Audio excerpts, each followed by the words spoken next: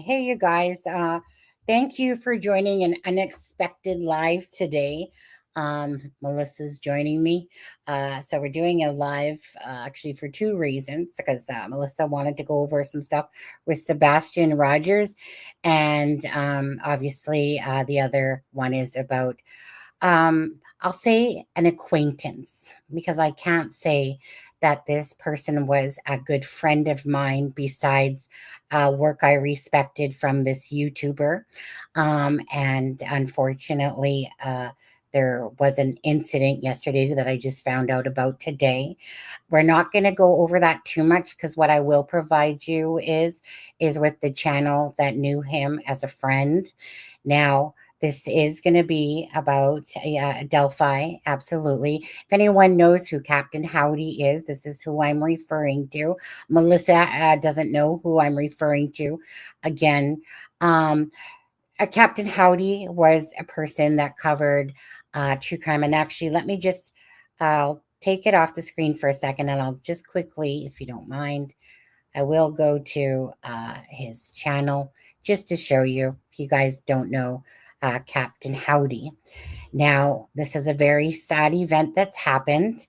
And unfortunately, um, he took the life of his wife and then himself. And the baby, he did not take the life of. Um, I believe this baby was a twin, and one of the twins had, I believe, ended up losing their life for. Like I said, I'm not going to get into that, but what I do want to say is, regardless, okay. So I don't want to be a hypocrite here, but I don't really care if I'm a hypocrite here. I'm not here to sit here, and I'm not going to bash Captain Howdy at all. Respectfully, again, I will give you drop the link for Incognito Society. And if you guys want to go hear the personal instead of from the news clips out there, okay, because you're not going to hear much about the news clips. But if you want to go listen to the Incognito Society, where Who's Your Cold Cases, and of Chaos, and Incognito Society, and I believe Mel from Cold Truth joins as well.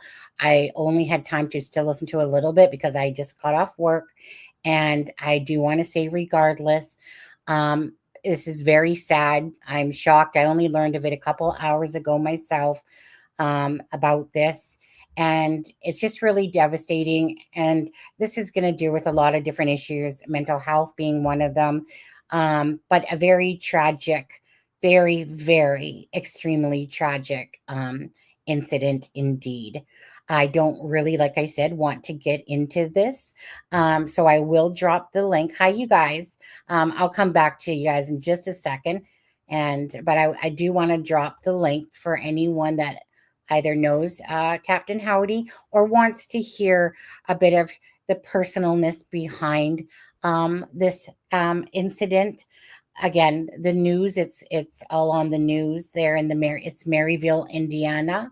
And this happened, like I said, yesterday, unfortunately. So I will, like I said, this is the link for Incognito. Okay, so again, anyone that wants to go have a personalized listen about Dr. Howdy, and again, news only puts out so much. So the only thing you're going to get from news at the moment is really about an SSI and someone taking their life and taking the life of the wife again. So Incognito Society, like I said, you want to listen to personalized stuff, go listen to it there. Okay. I'm not really gonna comment on this. Besides, at the end of the day, prayers to everyone that's involved, including Captain Howdy. Captain Howdy would come into this live sometimes. Again, he made great videos. Like you can see up front there, Captain Howdy. He just really made great videos, and I'm personally just heartbroken to even learn of this today. And I haven't even had time to wrap my head around it, besides to say prayers to everyone that's involved of this, okay? Um, so I'm going to leave that one at that. He was into true crime, mostly at Delphi, following the Delphi case. So I'm just going to leave it at that, okay, guys? And this live is the rest of it. It's going to focus on Sebastian. Yeah, I really don't want to talk about somebody that I like that was an acquaintance and a really good person that would come into here, like meaning um, he would always come into here, was always, a great person coming into here.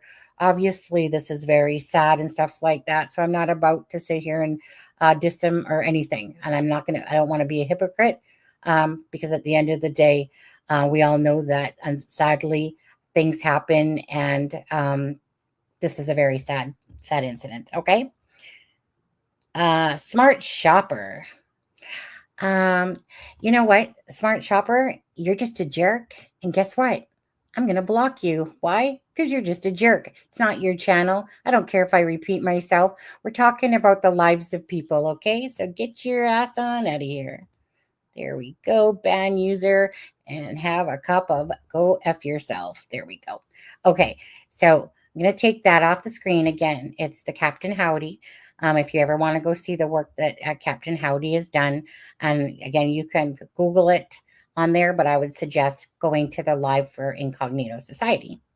Okay, now let's go back to Sebastian Rogers, and we'll pull up this. Okay, so Melissa, I'm going to let you, oh wait, actually, before I get into you, Melissa, let's say hi to everyone quickly first. Mama of 5, hello, and yes, a true crime YouTuber. Hi, Dee Marie, how are you? Marianne Nolan, again, thank you. And I'm sorry for the friends that were close to him that has impacted and are just dealing with this news themselves. Delphi case is cursed. I'm so glad I'm so done with Delphi. Hi, Olivia B, how are you?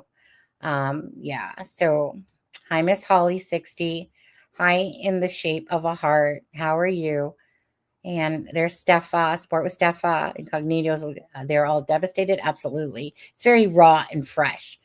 Yeah, absolutely, Lone Pony. Lone Pony, you know exactly who I'm talking about for sure.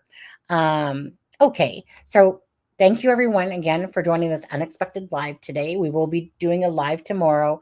I know that I have to work till 4:30, and the Lore Lodge goes live with Seth and Tony and himself, obviously, and his I think partner there. I think his name is Aiden. But anyways, and so we'll do a live tomorrow after that once we listen to everything that's been said again. So Melissa, love you, girl. Okay, so you wanted to talk about certain things, so I'm going to let you just take the lead on Sebastian Rogers and what we're going to be discussing tonight. So, as everybody knows, I Okay. made this Google Doc with all the interviews and such with Sebastian, and I mostly focused before we sent this out to everybody and published it. I focused on the Proudfoots and what they had said, and I'm slowly going through some of Seth's and some of the things that I wanted to find out where we had heard it from was no scent of him leaving the house and some other things. And so there was one that kept drawing my attention. I don't know why, I guess. And so I listened to it, and it was 50 words for murder today. And it was a podcast, so there's no video of it, it's just audio. And I was like, oh, Seth really goes into a lot in this. And then I found out that it is actually the same as the video here from Just in the Nick of Crime on YouTube. So we actually have Seth himself, we have the video of it. So as I was listening to it, some things stood out to me, and it's not, a video that a lot of people are going over. So I sent Sonny a message. I'm like, hey, we probably ought to talk about this interview that he did. And I said, if you don't go live, I'm going to with it. And she said, well, she was going to hop on and say something about the YouTuber that unfortunately unalived himself and his wife. My thoughts and prayers to their families. I didn't realize when you had sent it to me that he was from Indiana, which Maryville is about 3.5 hours from me. So my thoughts and prayers to his family, his subscribers, her family, and the baby that was left behind. But if there's a silver lining in that, it's he didn't hurt that baby. So That's true. I'll take a silver lining where we can get it. So back to Sebastian. I just kind of thought this was an interview that we should go over for a couple of reasons, but we'll get into that as we're going through it. Like I said, it's not really one that I've heard a lot of people talk about. So that's why I had messaged you. Yeah, this is, I just want to say this though, because this happens to me all the time. So, like I had said to you a couple of weeks ago, I had listened to this particular podcast. I came across it. It's not very much out there, in a sense. Like, do you know what I mean? It's not one that people really talk about. It's like a forgotten podcast with this one. Now, it was one of those things I was going to go back to, like I said, and send it to you. And then when you bring it up, I'm like, "Ugh, there's that video that I was literally going to talk to you or tell you about, but I kept forgetting, right? But I remembered, I kept it open on my iPad because I didn't want to close it so I could find it again. But it's just kind of like, I want to say that because it just reminds me of intuitiveness and stuff like that, like meaning just in general, because I was thinking about CD last night, and CD is, analysis of a crime with CD. Most people from Delphi will know who he is. He's a retired police officer, great friend, just a very, straightforward, straight shooter individual. And, and CD, if you happen to see this, love you so much, buddy. You're one of my top people out there that I just truly admire and adore. And so, anyways, it just so happened that I was literally last night thinking about CD, and I was like, you know what? I haven't messaged him. We haven't talked in a while. And I was like, I should message him, but I hadn't. And so I was working away, and both all of a sudden I see this message from CD, and I'm just like, this happens all the time. And I'm like, CD, just get out of my brain. Okay. Get out of my, now, of course, you're messaging him. Phone's going off because I'm working. You're messaging, he's messaging, you're messaging, he's messaging. And I was just like, got a phone call, got a phone, and I was just so shell shocked, by, because the message that he sent to me was that, you know, um, it's really sad what happened with Captain Howdy, and I didn't know what he was talking about because he said, like, when you tag someone in a message, but anyways, so I never saw that, and like I said, I was working. I was up for work for 8 a.m. And so I didn't know what he was talking about. So I asked him, like, what are you talking about? And that's when he, had let me know. And that's when I started Google searching it. And I was like, oh, shit, like, holy shit, because here's somebody that, he comes into your lives now and again.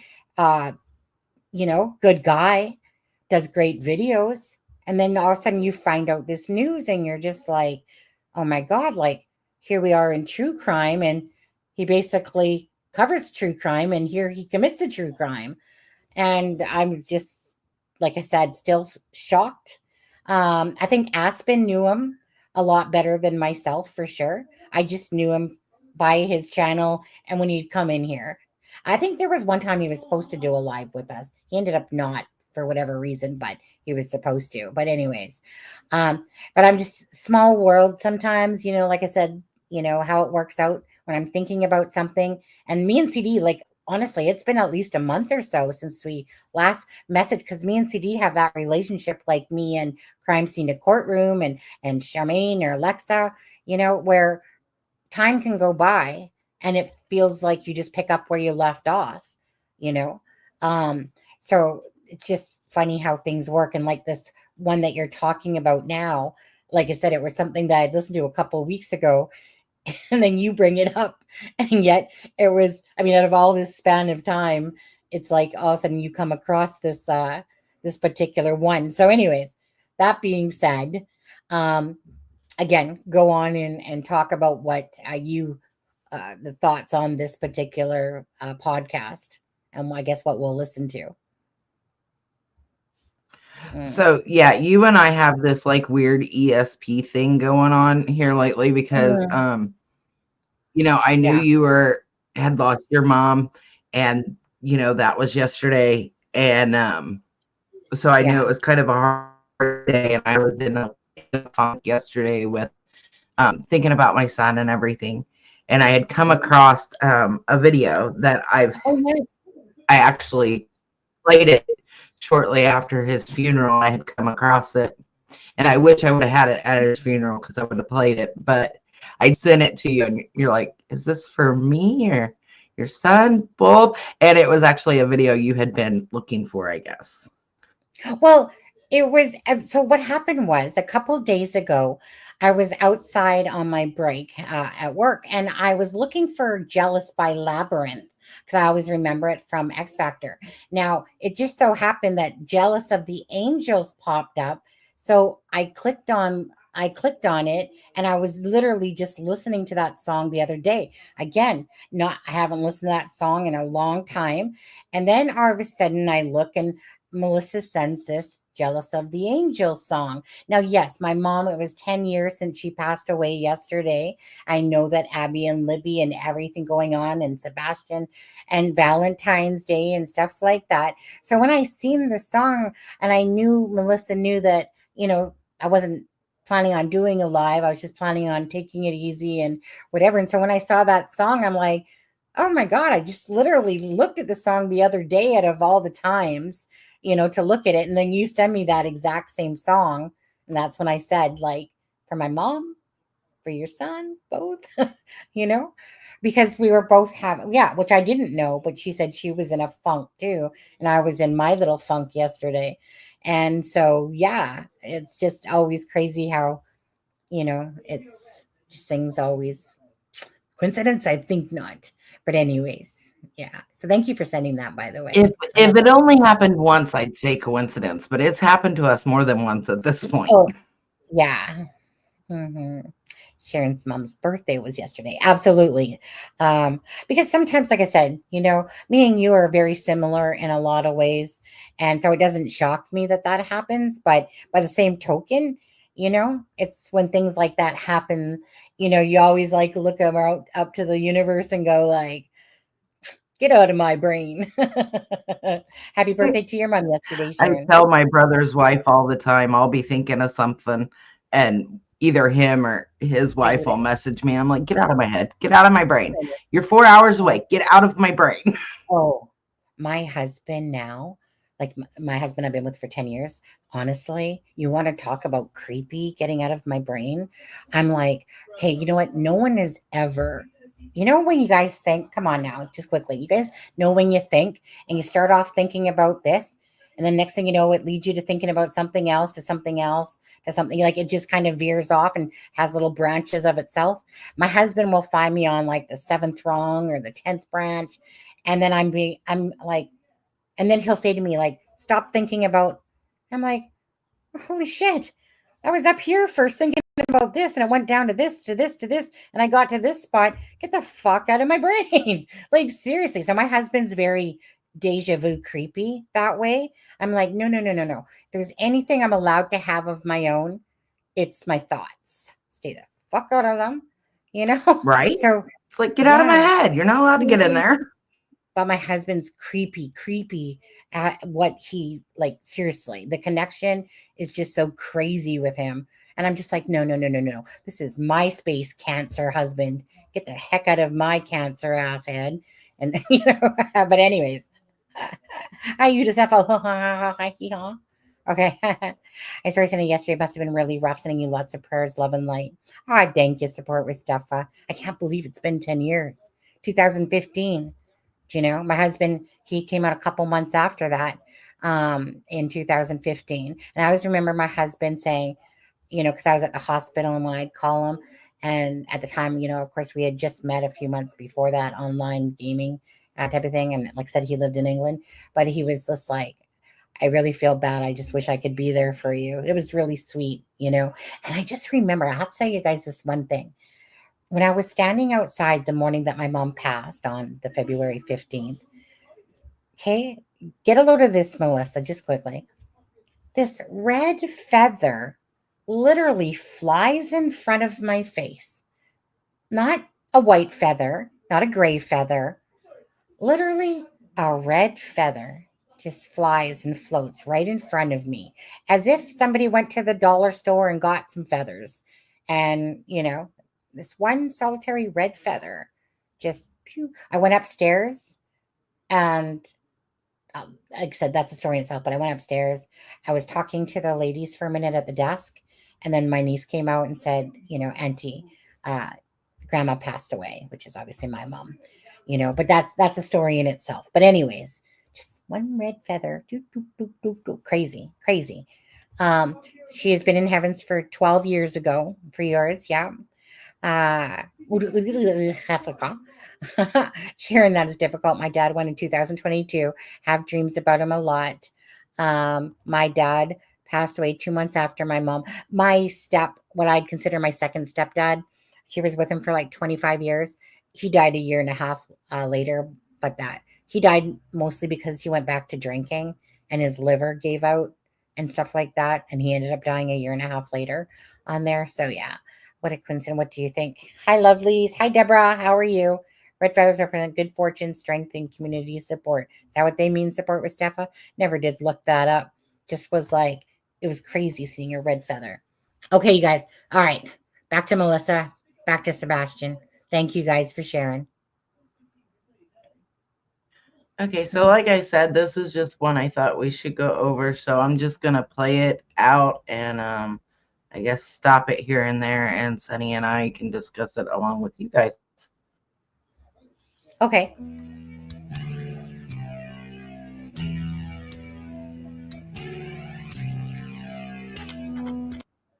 For adults, and both of those can be ordered from that website. You can pre-order the other one along with merch, find the podcast, etc. So before I bring Seth on, I want to talk a couple things.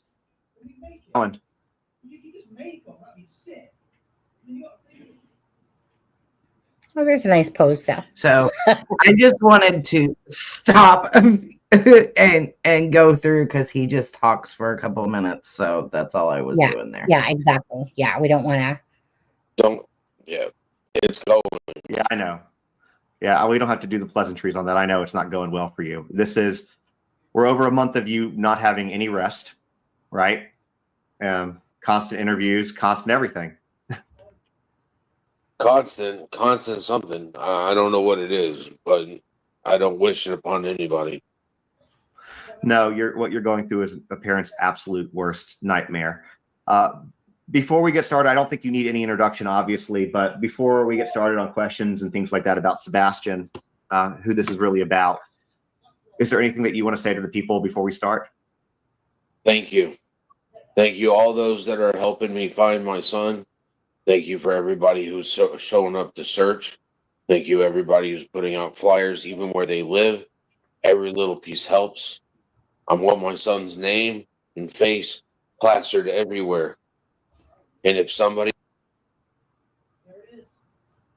So I just want to point out here, it seems to me, and correct me if I'm wrong, Sunny or chat, it seems to me every time Seth goes on a live or does anything, he's constantly thanking everybody for what they're doing. And he just constantly is wanting Sebastian's name and face out there. And I don't see that from the Proudfoot side. Does anybody else? Yeah. That's very nice and sweet of you to say, though, for Sharon. Woulda have a hookah. No. I think most of us can agree on that one. Anybody out there is watching this and you have my file, he's mine. I need you to just drop him off at an open gas station and tell him to go inside and tell him who he is. And tell him to call 911.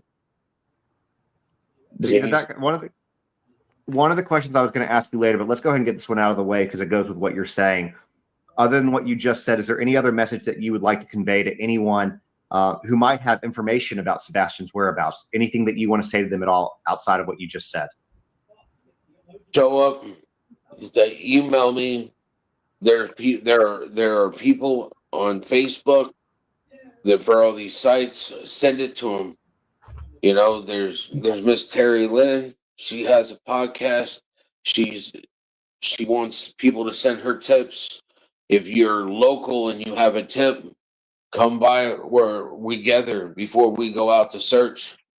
I live in Clarksville. You know, you'll find me. My truck's pretty easy to make. I mean, there are people. Even if you want to call where I work, call, and they probably won't like this, but call Davidson County Sheriff's Department. Tell them that you have a tip. They'll get it to me. I'm pretty sure. I've gotten a lot of support from Davidson County. Yeah, I'm positive they would get it to you. And at the same time, you know, if it comes up and you guys need to get a tip to somebody, you can reach out to me. You can reach out to Pascal. You can reach out to anybody that has anything. For me, out of all the cases that we've talked about, this one really hits me hard because I am local. I live in Sumner County. It is very, very close for me. This is my community. Sebastian is my neighbor. And even though you're in Clarksville, you are too, although getting from here to Clarksville, there's not a straight shot. But, you know, this is, do what? I said that's because of 24. Yeah, I know that's because of 24. They could make a thing, but they haven't. But that's a different discussion on a different day. Like a bypass. But this is my community. And so what I want to say is they're out there searching every day. This is, you know, a lot of volunteers have come forward. They still need things, which we'll talk about more. But if you are local, if you are in the Nashville area, you can devote some time. You know, please. But we don't know a lot about. So they just kind of, you know, back and forth a couple pleasantries, really. So I'm going to skip ahead to about 10 minutes where it starts taking off. Okay. They're having a bad flood where Seth and Hendersonville is also. Yeah, the potatoes. Yeah. So if you don't mind, how would you describe him as a person, as your son? What are some of his passions, some of his interests? Oh boy, he loves video games. I think it's more like a close toss-up between animals and video games. When it comes to animals, he loves cats. Like, the boy just loves cats. He loves cats. I mean, like, if he sees a stray cat, he's apt to walk up. Why is it running from me? Well, son, it's a cat. Trying to explain that to him, you know, and not. I mean, my son got bit in the face by a dog, and he had to have 7 stitches in his face. And he still isn't scared of dogs. I mean, he's not scared of anything. Except for, I guess, his stepfather. Mm. And that caught me off guard when he said that, because we all know, like, you know, at this point, we all know about the CPS and we all know about the horrors that child was going through. And I've not heard Seth outright say that until now. I don't know about you guys. And this interview was done April 3rd. Right. So it's just over a month. I think it was 37 days at this point. But I don't know. That stuck out to me. What about you? Well, I guess because this is hindsight, right? Yeah, so this is one of those earlier interviews that he's done. And this would have come out after Smiley's World. So Smiley's World would have happened first. But yeah, I think this is probably maybe around a time where like you can tell with Seth that I always say he was trying to be politically correct. He was always kind of holding back what he was really feeling, but yet you could see it kind of bubbling up. And then it did. It literally was bubbling up about this. Stuff that he was learning about Sebastian, things he didn't know, CPS and stuff like that.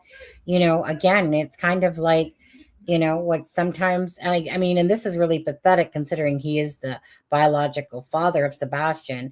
And I always feel really bad that he had to find this stuff out about him on Smiley's World, like on a podcast.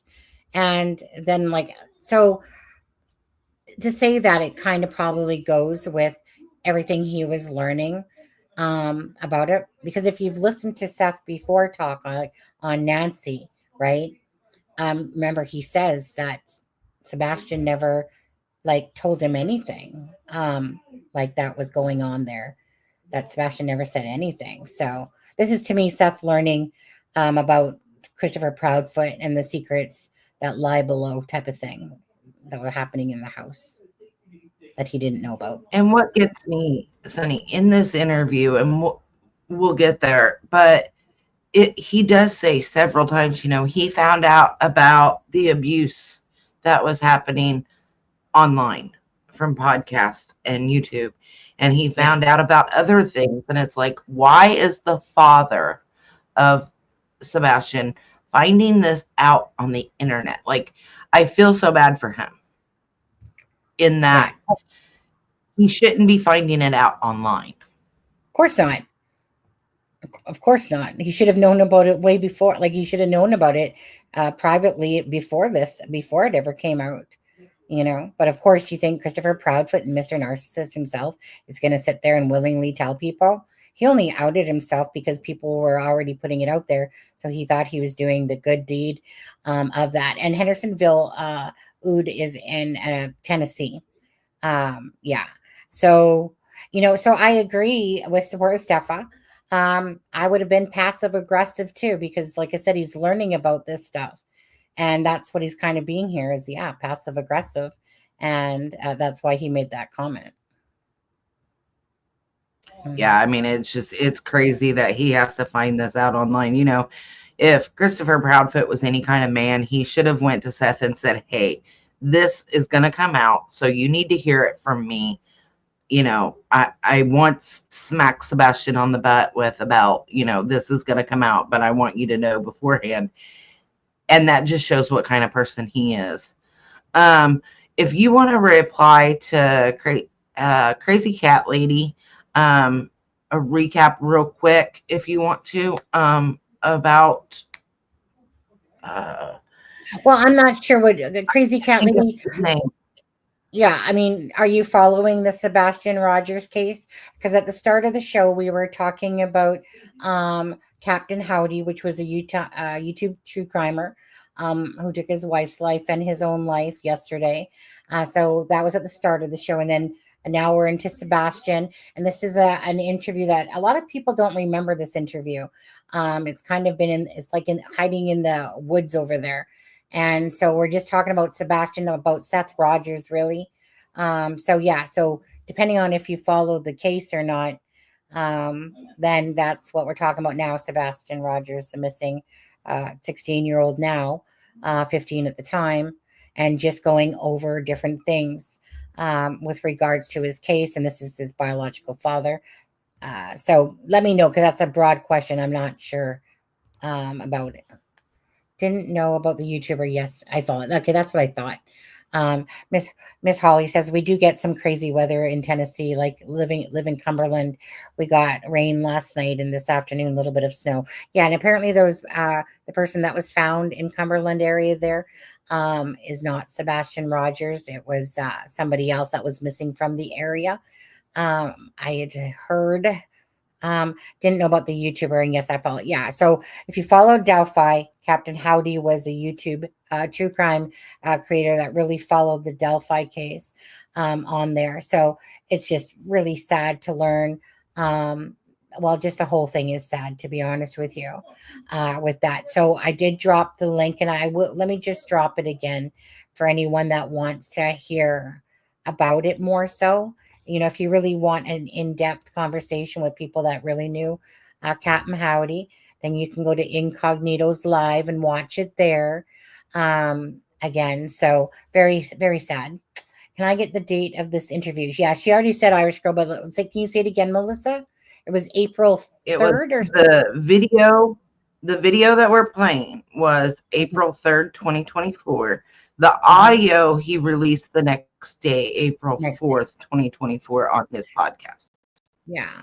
And just say so it's of course just in the nick of crime. So a lot of people might know who he is already. Thanks, Crazy Cat Lady. Again, this is for Incognito Society.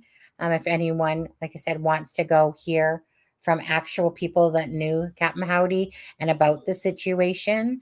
Because on the news, it's just going to be basically tell you assassine, murder, and murdering himself or murdering his wife, sorry, taking his own life. And then, the rest, like I said, if you want the inside scoop, go watch Incognito and watch that. God, Delphi cases, how I So found I this. also dropped the link, Sunny, to this full video if somebody wants to go watch it. Because I did skip some, and I will, I think, skip some at the end too. But Yeah, sure. that is the link to it. Yeah. And if you guys could, again, please, for Sebastian's case, please just hit that like button, share if you can. Again, keeping the awareness out there. Again, for Sebastian, okay? It's not a self-motivated thing when I ask that. It's really always about the victims any time of the day before thinking about my own pocketbook. Okay? So I just want you guys to always know that. If I specifically tell you do this for me, I'll let you know. Okay. Whoops. So there's the link for that. Okay, go ahead, Melissa. That's fair.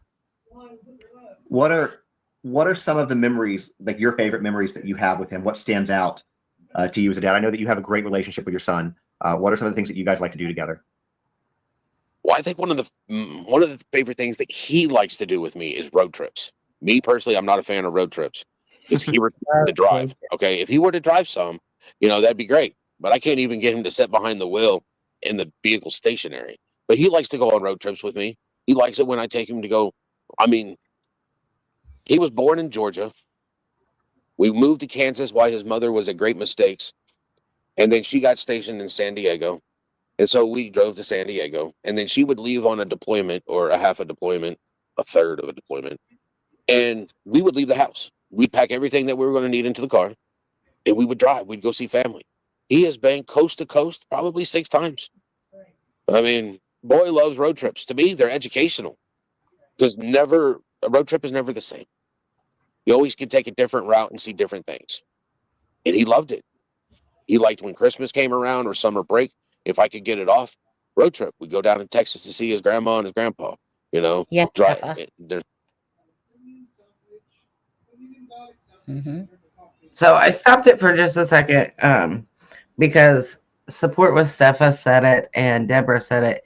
When we talked about it the other night, Christopher Proudfoot said it wasn't Sebastian before law enforcement did. Yeah. And you can only tell that and say that if you know for a fact. So that tells me he knows what happened. Well, many times he's made comments, yeah. And Crazy Lady said, what did Seth say? I'm not sure what she's referring to on that part.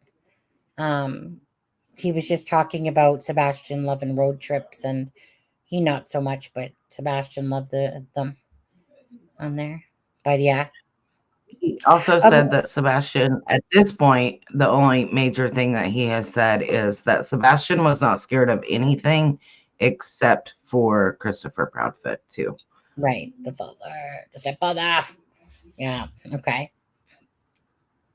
And just so you know, I really feel like that live we did on February 14th, was a really good live. It's a long live. It's like 6 hours long. I actually had to leave because towards the end, because my husband had to go to sleep, or he was so tired. But anyways, I think that was a really good live. Just you guys, I can't say it enough. For anyone that has listened to Christopher Proudfoot, knows that honestly he should have a butt plug in his mouth. Seriously, the guy needs to shut up. But anyways, Web Sleuths, we were watching and we were going over it.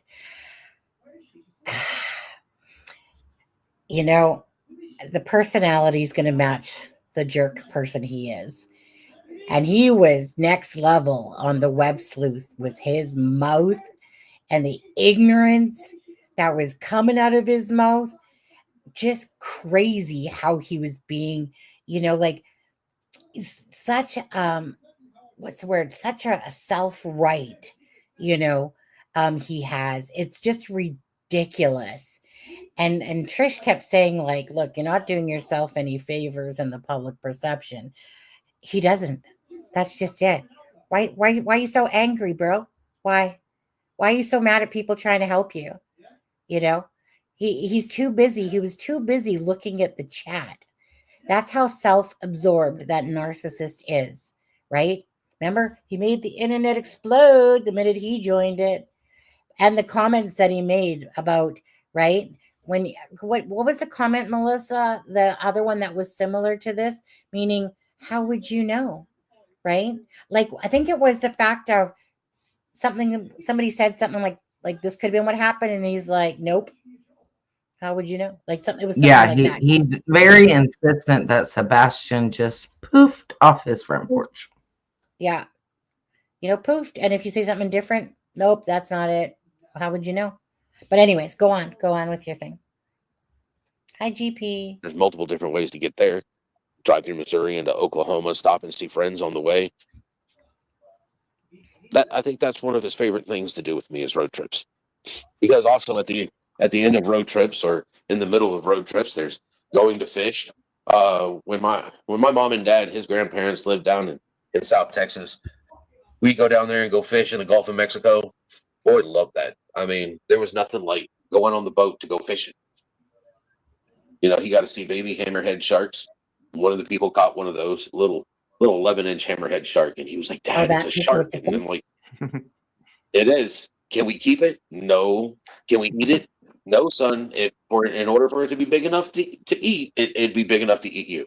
All the jellyfish and stuff that were in the water. I mean, he's inquisitive. He's always been inquisitive. He likes to ask the questions because he wants to know the answers. He wants to know more and more. And it's like, I'm a wealth of information, son. You want to know things? Ask me. I like sharing my knowledge with him. He's my mini-me. What did he have a favorite place that he liked to go when you guys road tripped? He'd like to go see his mom and my mom and dad. I mean, he liked. They have. Texas? Yeah, he likes dogs, and they have dogs. They have a little Boston pit, and they like him. He liked them. He was so heartbreaking when one of them passed on. But he enjoyed it. He enjoyed seeing family. He enjoyed the trip. He enjoyed the experience of it, I believe. Yeah, sure. You're wearing, I see, I'm wearing green, you can barely tell, but the shirt that you're wearing, can you show people that for a second? So this shirt right here for Sebastian, you can get a shirt similar to, I think this is one similar to what you have on. You see what I have scrolling down here at the bottom. It's bonfire.com/Sebastian-Rogers. You can get one of those. And at the same time, I put Seth's Cash App up here. You can see it too. So if you want to donate to the cause to help us searches, look, guys, I'm going to tell you right now, this man has been out there every single day. He does not sleep. He does not eat. He's definitely not taking care of himself. And searches are expensive. He's not working right now because he's taking the time off to find his son. So if anybody has anything, everybody between all the platforms that are streaming this right now went to that Cash App and donated just $1, it would make a tremendous difference for him. There was something that you said a little while ago. And you know that we talked about this beforehand, and I don't want to talk too much about your ex and his stepfather. I want to keep that to a bare minimum because this is about you, this is about Sebastian and about you because you're the one that's out there every day doing things. But you had said a second ago that he was afraid of his stepdad. What has he conveyed to you or talked to you about that you're able to talk about why he was afraid of him? Well, I found out afterwards. I mean, I found out after my son disappeared that he was scared of his stepfather. I mean, I've seen some of the podcasts where he has used the belt. I mean, if you think about I've been to the school, I've talked to the principal, I've talked to his teachers.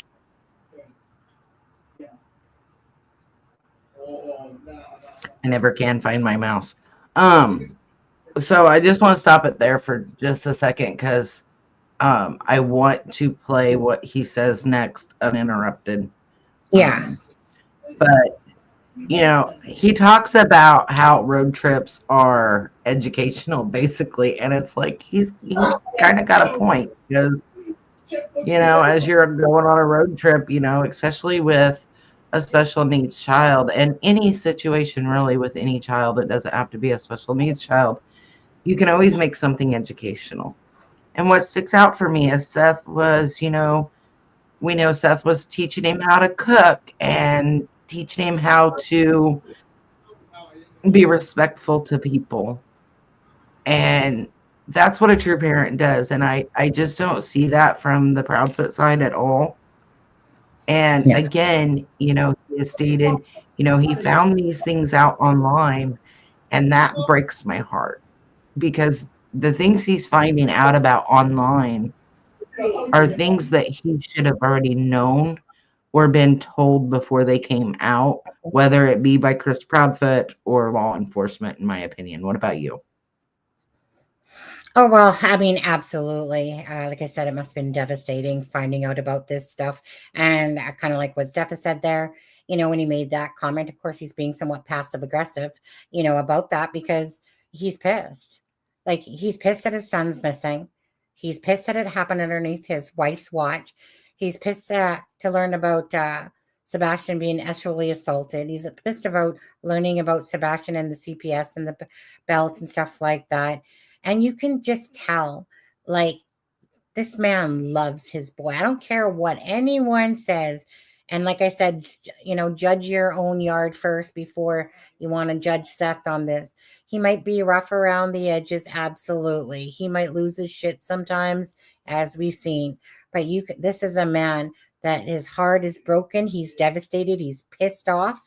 And he just smiles when he's telling. Like, if you want to hear the most things about Sebastian, you'll listen to Seth Rogers. If you want to listen to very few things about Sebastian, go listen to the Proudfoots, because they're always me focused on things. Well, mostly because we hear from Chris and not Katie. And Chris is always too busy jumping up on lives because he's pissed off that somebody said something in chat, said something he didn't like. He doesn't give two F's about Sebastian Rogers. When you see Seth talk about Sebastian, his whole face lights up. You can feel it. You can feel it. This is what I'm talking about. True emotions that are speaking versus someone that's a fake narcissist, run of the mouth loser, to be honest with you, named Christopher Proudfoot, who makes everything about himself. Huge difference. But anyways, it's probably what's endearing is just when he's talking about Sebastian, and when we all know he says, he just wants his boy. He just wants his boy home, and I truly hope and pray. You said about the emotion, what you said about the emotion, I got to jump in real quick here because, it's been talked about by so many people, and behavior analysis and statement analysis, about the smiling or the laughing and whether it's an appropriate time or an inappropriate time. And when you listen to Seth speak, he laughs at the appropriate times. You can see it. And here in a minute, you really see the emotion all over his face, and you can just feel it. And we don't get that from the Proudfoots. And Seth always brings it back to Sebastian.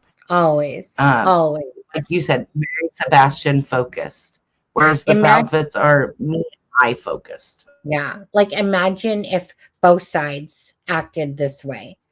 It would have been a huge difference, in this case. Imagine if both parents actually portrayed that they were trying to sincerely, look for Sebastian, going to searches, going to vigils, whatever, right? Going on to the news channels instead of, say, YouTubers and stuff like that, and just putting out there how much you are just devastated and care. And it's not hiding, like all this hiding stuff. I'm sorry, like I said, I'm personally just not buying it.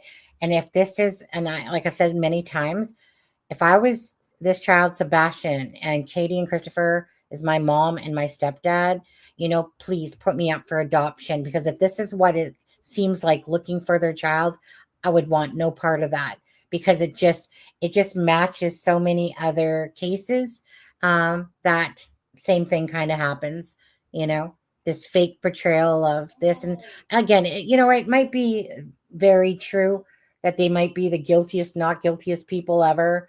Either way, they still suck as parents. I don't give a shit. This is, you can sit there and claim all this crap. At the end of the day, put your ass aside, your egos aside. Christopher Proudfoot, you know what? just freaking take seriously, a short walk or a long walk off a short pier, and, and do this world a favor on that one. Because honestly, Katie and him must be two peas in a pod or something, or she must be desperate to hold on to this man's love. He's so disrespectful to females, And anyway, I don't want to go on that trail with him, because Sebastian and Seth is the focus here. But it would be nice if both sides acted like this, acted like you just felt badly for them all. But I don't. I don't feel bad for Katie and Christopher. I did, but I don't. I feel bad for Sebastian, and I feel bad first and foremost, and I feel bad for Seth and any of the grandparents, friends, families, teachers that truly are missing. That's my husband in the background, by the way. They got their little high pitched freaking British voices. They must be watching a fight. So, Deborah, I will come back to your comment here in just a minute. Okay. Or a few minutes. I'm not sure how long it'll take. But I will come back to your comment when we play that. Yeah. I've talked to the SRO, and everybody is like, he's a wonderful kid. He's always happy here. He always wants to make sure, as the SRO told me, he saw him every day. And the SRO was like, it was the same thing every day with him. He would stop the SRO and be like, how many tickets are you going to give the teacher today? And it's funny. I like to think that he got that from me. I have a sense of humor. You do have a sense of humor. Even through all this, you have a pretty damn good sense of humor, I think. Well, there's been people that say that when my sense of humor is gone, the world's probably going to end. But, yeah, he's got a sense of humor. And everybody at the school was like, they're wanting him to come back. It's not just me. I mean, he has touched the lives of a lot of people. He has brought joy, his smile. I mean, his behavior, his demeanor.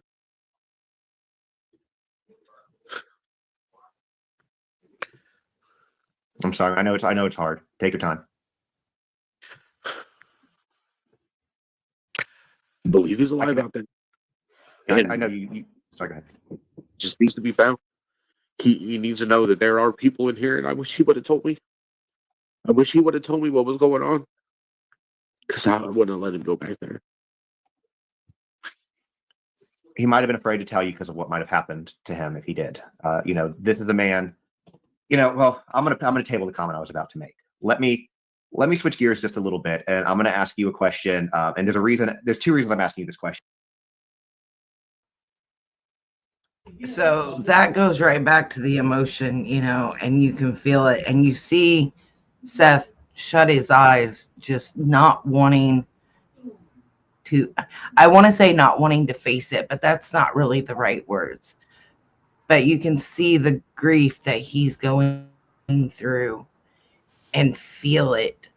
Yeah. So much. And I have to admit, I laughed when he said the SRO, which is a school resource officer, for those that don't know what an SRO is. He would ask the SRO every day, how many tickets are you going to write the teacher? Because SROs are, even though they're school resource officers, they are actual police officers that go out on patrol and other stuff. But during school hours, they stay at the school. So I thought that was funny myself. Yeah. Mm-hmm. And you know what? It's a sheer opposite to how the Proudfoots talk about Sebastian. Said they're always telling you more about the bad things, mostly about him, about soiling his pants or in people's personal spaces. And now, granted, on some interviews, they were specifically asked about, but that's kind of like always the takeaway is that Seth is, looking at the positive of his son. And then you have, again, Christopher Proudfoot, not Katie Proudfoot speaking, who should be speaking, which is absolutely ridiculous, hiding behind this narcissistic asshole of a man named Christopher Proudfoot. He knows it. Yeah, it's just two different things. You got someone here who's telling you about the positives of his child, versus a stepdad, and the mom that's sitting there like a little freaking mouse behind him, speaking more ill will about his personality traits than the good side of him. But anyway, it's Yeah, very and hard. I mean, Seth doesn't always talk positive. Seth does say, like, my son's not perfect, and we'll hear Right. that. But he doesn't talk down about him. He doesn't talk as bad about him as, in my opinion, the Proudfoots do. He shares more of the funny and the, the sweet side of Sebastian and the good things, like you said. And that is Yeah. such in stark contrast to what we see from the Proudfoots. And everybody wants to say, oh, Team Green or Team whatever the other color is, but it should just be Team Sebastian. At the end of the day, there aren't sides. It should just be about Sebastian. I know that the green is meaning Sebastian, like the team green, because of his color and on that. But I don't like it. For me, I personally don't like it. His name is Sebastian Wayne Drake Rogers, Sebastian Rogers. So it's not this team green or team anything to me. Like, personally, I'm just not a fan of, because then team kind of it refers to it like it's a game to me. So that's why I'm not fond of it, because that's how I take it. So, okay, so team green, I get it. It's for Sebastian, but I just don't like the underlying of, to me, what that kind of stands for, like a game. And, it's not, it's Sebastian Rogers. And for me, the other side would be Team Red because of all the red flags. Right. Red flags. Exactly. Okay. Just my opinion. Mm-hmm. Seth being real, Deborah says, nobody's children are perfect, but we all love them and remember the great times. Oh yeah, I know. Like I said, my son too. Yeah, with my son, lots of things hurt that he's said and done over the years, to me since the divorce. But for me, it's the memories. Like I remember, when he fell into the laundry basket, when he was trying to help me do laundry and stuff like that. And those are the things that, like I said, same thing, right? They're your children. Yeah, you're gonna say, like I said, like Seth says, very rarely Seth will say, like, yeah, my son, he's not perfect, but you know what, he's my boy. That's pretty much it, right? And, anyways, it's just, Seth, bottom line is, you just feel his sadness and pain. This is a broken man, a broken beyond belief. His only son, and his only son under Katie's watch is gone, like disappeared. But yet we know it didn't happen that way. It's just so heartbreaking. I truly wish Sebastian, for Seth's sake and everyone's sake, actually, I wish that Sebastian is out there, that somebody has taken him, that he perhaps himself, went with somebody.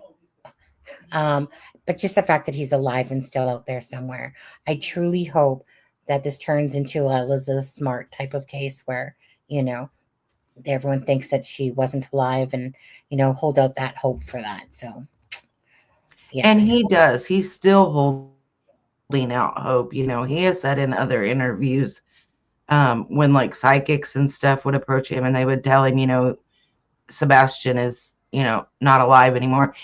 He has said that bugs him because it makes it hard for him to still hold out hope. And, not only was this his only son, it's his only child. And, yes, I lost a son. Mm. And there's no good way to say this, but I still have a son. So I still have, Thanks, Sammy. like I said, no good way to say this, but I still have a backup. I still have my son. I don't have both of them, but I still have one. And for Seth, he no longer has that. So all dreams of being a grandparent or seeing your child grow up and go to college or get married, all of that is gone for him. Mm-hmm. Well, again, he's learning that his son, that this man, Christopher Proudfoot, has CPS reports, about hitting his son, about learning about, like just the different things, right? The snakes, like, honestly, I'm sure, like Christopher Proudfoot said, Sebastian's never going to let him down, let him ever forget. about him having to get rid of his cats because of Christopher Proudfoot being allergic to cats. You know, I'm sure that for Sebastian, that, you know, taking away his snakes, the way he dealt, I can't, I hate even bringing his name into my mouth, but it's just for Seth to learn about so much of this stuff through social media, where he never should have had to learn about all this stuff, right?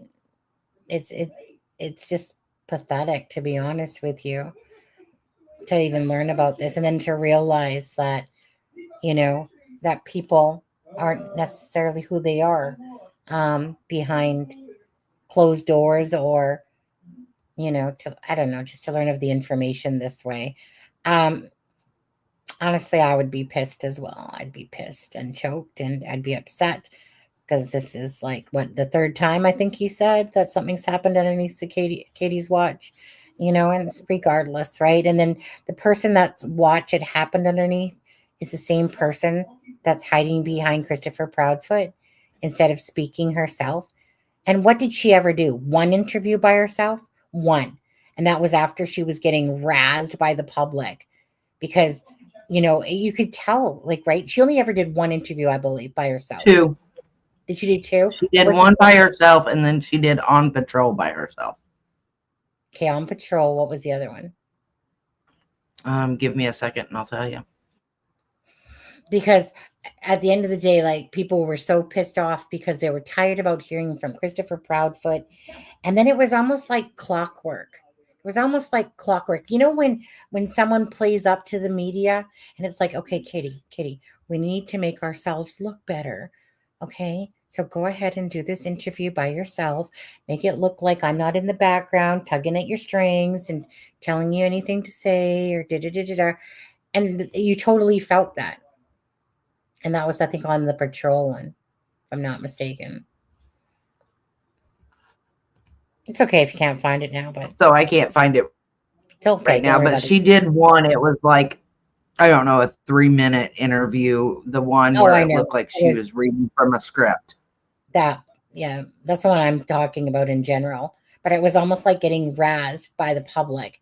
And but it's almost like when somebody puts a pre-plan in motion and says, like I said, you know what? We need to look better. Everyone's dogging on us. And you know, when the tables turned and these ants all turned on Seth, and then, you know, seriously, and then they all turned on Seth, and you know, Christopher Proudfoot was sitting there with the biggest ass smirk on his face going, yeah, you know what? About time they take the heat off of me and put it on Seth. Yeah, you know, he was loving it. You know, 1,000%.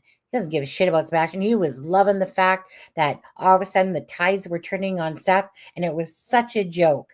People were making up shit, adding shit and stuff like that. It was such a joke to watch, and I just couldn't stand paying attention to these people and channels and backstabbers that were doing this, you know. And then all of a sudden it kind of teetered out, and most people are back to Team Seth versus the Proudfoots. You have your nasty channels that are supporting Christopher Proudfoot, and I call them nasty because most of them are.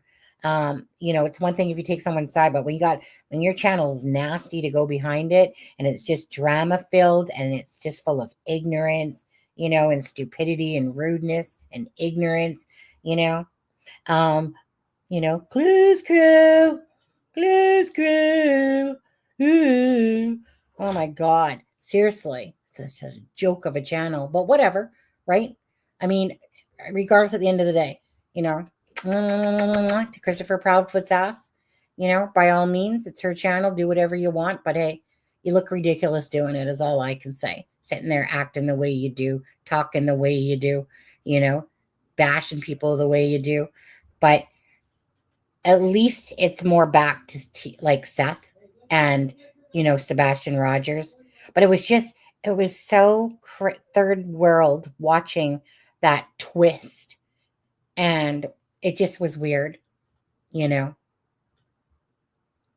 These cases can get definitely. You can definitely see the contrast in what is important for What's important? Seth versus the Proudfoots, because Seth, it's like Sebastian, Sebastian, Sebastian, and the Proudfoots are like, well, Yeah. stop talking about me, stop talking about my truck, stop talking about me being drunk. You know, look, I just want to talk about that for 1 second. So the Web Sleuth, right, on the Web Sleuth Live that Seth ended up being on, and Christopher Proudfoot, Big Mouth, and then Gray Hughes, another narcissistic personality, whatever, right? Anyways, the joke of that whole live, and not due to Trisha's fault or whatever, because Christopher Proudfoot just couldn't shut his mouth once he was on there. But the thing with Christopher Proudfoot, if you guys noticed, that whole live was supposed to be about talking about Sebastian and, or, discussing things that were important to Sebastian's case and trying to, understand certain things.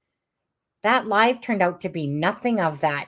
Only towards the end, a couple times, there was a couple times in there, and Trish kept saying, let's keep the focus on Sebastian.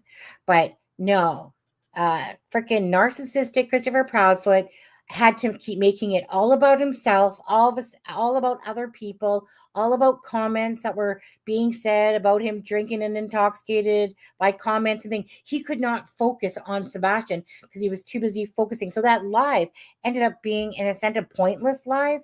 The only thing you learned from that live was what an asshole Christopher Proudfoot was. And Seth was, he was talking. He wasn't being ignorant. He wasn't being rude. None of them were.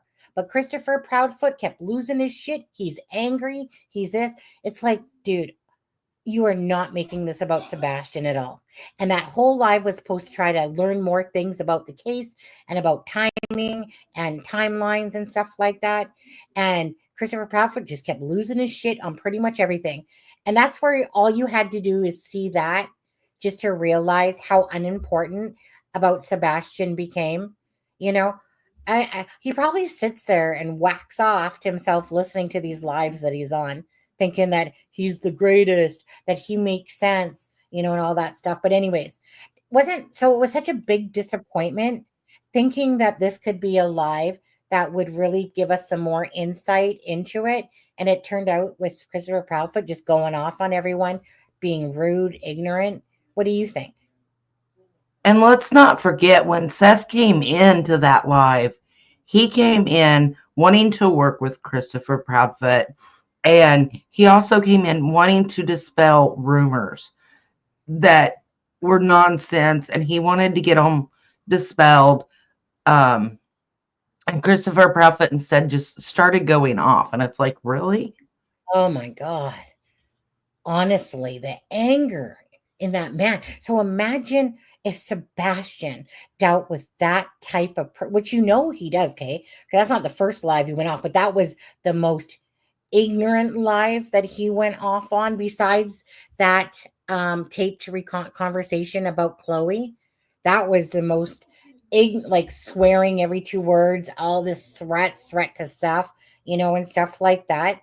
But honestly, like, I don't understand how he even thinks for 1 second that people just don't see him for who he is. Like, somehow he's this victim of Target. And instead of just shutting his trap, he just keeps opening it up. And it never becomes about Sebastian. He always says, the focus of this is on Sebastian. Really? So why is it he kept interjecting every time he didn't like something that somebody said in the comment section about him, or if it was directed towards him? He's like, why? Who wants to know? Why don't you just get to the point? Yeah, well, let's quit beating around the bush and let's just get to the point. And it always, again, just turned into him full of himself. Embarrassed. Like, honestly, I would say walk the walk of shame with him, but that man has no shame. So I dropped the link for the document again because you referred to where he went off on Chloe, and that is in there. I believe it's under additional links, or no, it's under leaked phone calls. That phone call. Deborah, I'm not sure who Trisha is. Trish is from Web Sleuth. Trish. She's the host of Web Sleuth, the blonde one that you were watching. Well, yeah, I know that, but she's saying, Trisha, did you see my email? Just asking. You don't have to mention it on here. You're not on Web Sleuth, baby. Oh, I see. Trisha, did you see my email? Just asking. You don't have to mention it on here. You talking in the wrong chat? All right, let's play some more Unless you meant to say of Sunny. this. And I honestly have Yeah, not there we looked go. at my emails in about 5 days, to be honest with you. I need to go look at my, because I rarely go into my crime and shame one because there's usually no emails anyway in there. So I only go into it like once a week or something. Sorry to ask you, but who's a YouTuber? Respectfully asking. Janine Simmons, we're talking, that was Captain Howdy. If you're talking about the YouTuber that took his wife's life in his own, Captain Howdy. You would know it from that. Tim's looks like it's like Tim Starbuck. That's what it looks like. Starbucks. Now he's got me thinking of Starbucks, but just watching your chat and I love it. Have a great night. You too, Tim. Nice to see you in here. Thank you so much. I sent an email to you, darling. Oh, okay. So I can honestly say, truthfully, I haven't looked at my emails in probably 5 days. I know I keep meaning to, but then life takes hold of me and then I forget. So I will tonight. I'll go look at my emails tonight. Timbuktu. Oh, Timbuktu. That's a nice play on words there. Okay, Timbuktu. I ought to take you to Timbuktu. Christopher Proudfoot. Okay, go on. Go on. My bad. All right, so let's play some more of this. Okay. And something that we've talked about. So in a previous interview, not with you, it was asked what medications Sebastian was on. And I'm going to ask you that right now, not to be nosy, but so that people can know. And there's two parts to this question. What medications was he on? And what does it mean if he does not have them right now? He was on some medication for impulse control, for ADHD. He wasn't on anything for his autism. And he had two different types of medication they was taking. And I want to say they just switched it. But I want to say it was like Guafaced or something that he was taking. And then he was taking another medication as well. And I can't remember the name of that. And they just put him on Risperdal or however you want to pronounce it. Try to get him to sleep at night.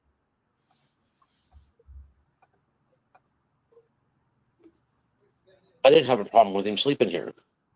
So I never really understood that. I mean, I'm not a doctor, but he just turned around and they removed his tonsils because he had obstructive sleep apnea. So they were trying to, get him to quote unquote sleep. But I remember as an infant, my son, and a newborn infant sleeps like 18 hours a day.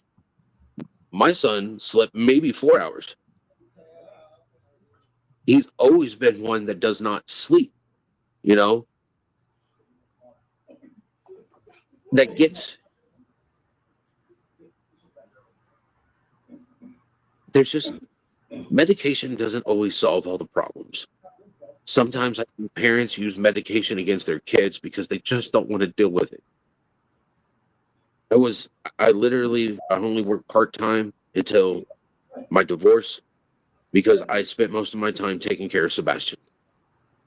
He's not perfect. Nobody is. But that doesn't mean he's a horrible person.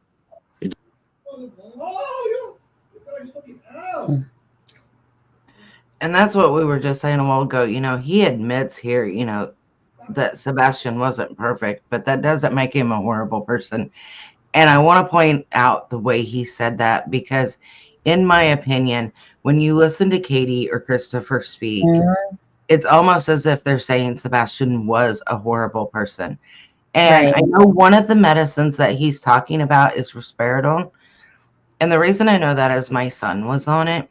And it does make them sleepy, but it's also used for other things besides that.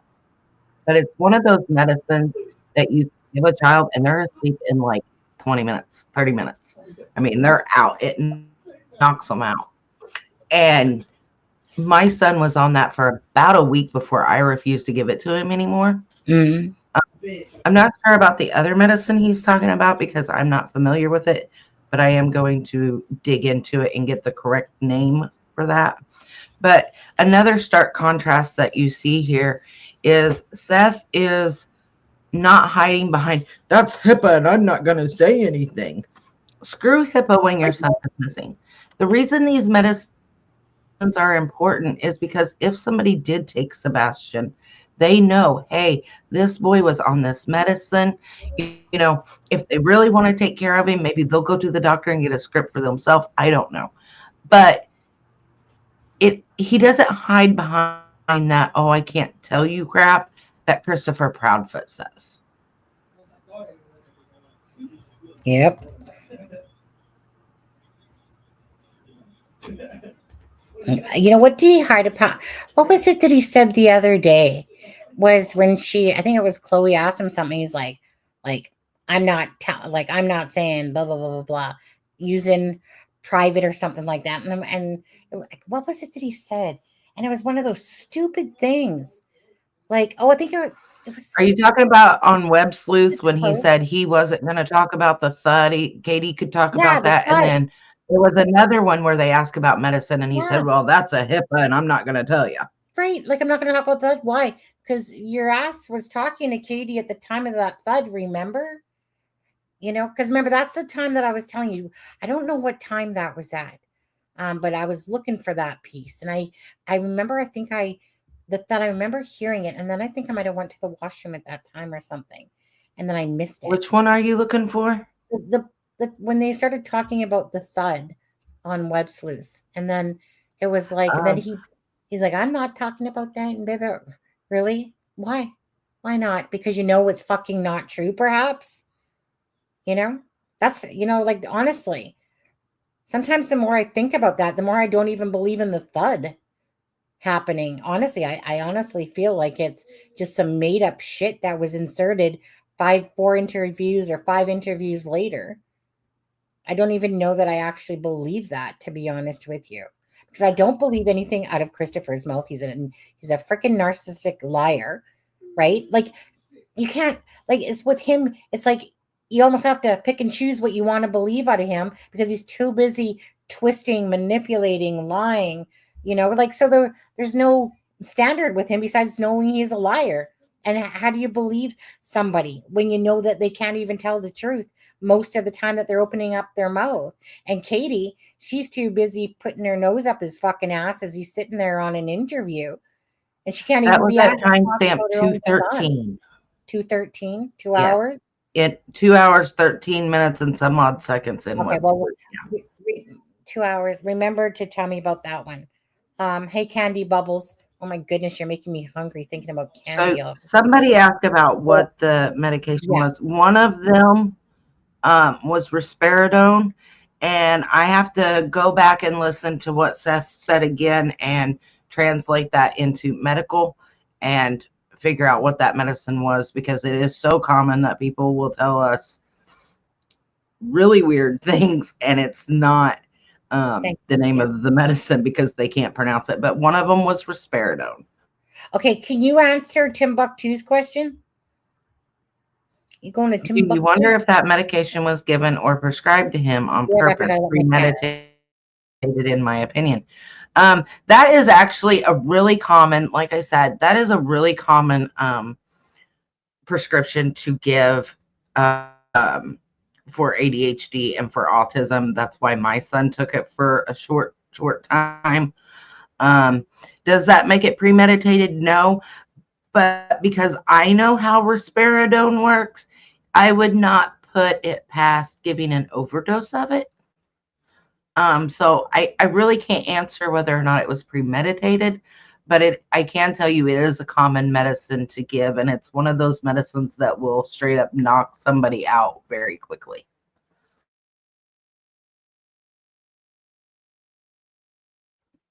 So the timestamp, S-dubs, are you talking about the medicine that you would figure out? If that's what you're talking about, that was at 19 minutes. You want me to back it up a little bit, or you want to just go look for it for yourself? But this is kind of a long one, and I know we're going to need to get through it. Yeah. They had just recently changed it, Seth said. So Okay, so I'm It doesn't mean he was a horrible child. Had him set with a routine. I could get him to take a shower. actually I'm gonna replay that so that she can catch the medicine name maybe. Okay. If he does not have them right now. He was on some medication for impulse control, for ADHD. He wasn't on anything for his autism, and he had two different types of medication they was taking. And I want to say they just switched it, but I want to say it was like Guafaced or something that he was taking, and then he was taking another medication as well. And I can't remember the name of that. And they just put him on Risperdal or however you want to pronounce it. Try to get him to sleep at night.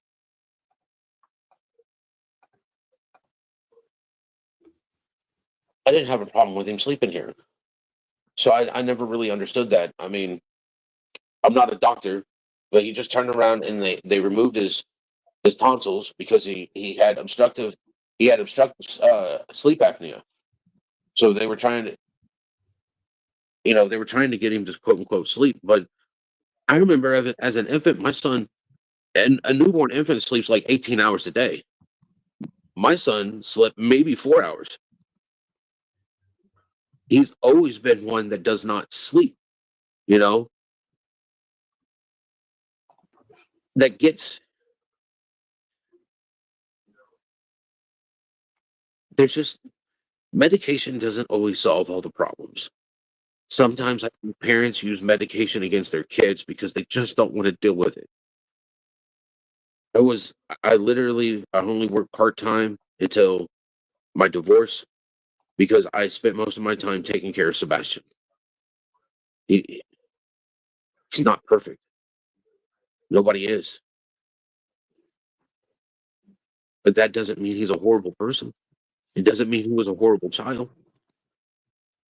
Had him set with a routine. I could get him to take a shower, eat, take a shower, lay down in bed, and he'd fall asleep in about an hour at the most. And we're talking about at like 5, 6 years old. It was all about a routine. And there's as soon as she filed for a divorce, first thing she did was take him to get him medicated. Now, not only is the child going through a divorce, because the children suffer the most through a divorce, because at some point in time they're going to be asked to choose sides, and that is horrible to make a child choose between their mother and their father. I could never do that to my son. I was good with joint legal custody because I believe that a child needs both his mother and his father. But she started putting him on medication after medication. This isn't doing enough. This isn't doing what I'm wanting. He's not going to sleep. He's bouncing over. Well, take him out. Take him swimming. Take him to the park and let him play. He's a child. He's got to have a way to get rid of all this energy. You can't just, go to work and then come home and expect him to, do what you want him to do. He's got to have an outlet for this stuff. He's growing. And medication isn't always, he's, it was just an uphill struggle. So with medication, I want to say this too, with what you're talking about. I get that. I am very ADHD, and a lot of the medications that they can put you on for that will really just make you an absolute zombie. Yeah. The personality, it kills who they are as a person until they're off of it, obviously. Now it was report. Okay, sorry. Well, how happy he is with his snake. And I'm putting the pictures up because I want people to be able to see what he looks like, because the more pictures, the better. So if you see him somewhere, you can recognize him. You get a lot of different ones. So, he's a cute kid. He seems like a sweet kid. And no kid is perfect, right? Like none of them are. But that's what you're there as a parent for, is to help them, get there and grow into that adult. I want to ask about the glasses. Well, a couple things. One of them I'm going to clarify for anybody who's watching now. Glasses were found during the search for him, and I think it's safe to say now that you were the one that found them. Correct. One of my search teams. I wasn't the actual person to Okay. find. Okay, It but was maybe one of fast my forward from volunteer that, search. because we know that those glasses weren't his anyway. Yeah, the glasses weren't his, but what I found odd, even though we know now that the glasses weren't his, is that it was his search team that found them and turned them in. And I thought that was weird. Why? That you would pick them up and have them bagged and tagged and brought to a police officer. Like, even though they're not his, if they are part of a crime that's not related to Sebastian, you destroyed evidence. Well, I think that's what they were kind of doing, though, was if they found something, yeah, that was kind of like to bag them, tag them, and bring them in.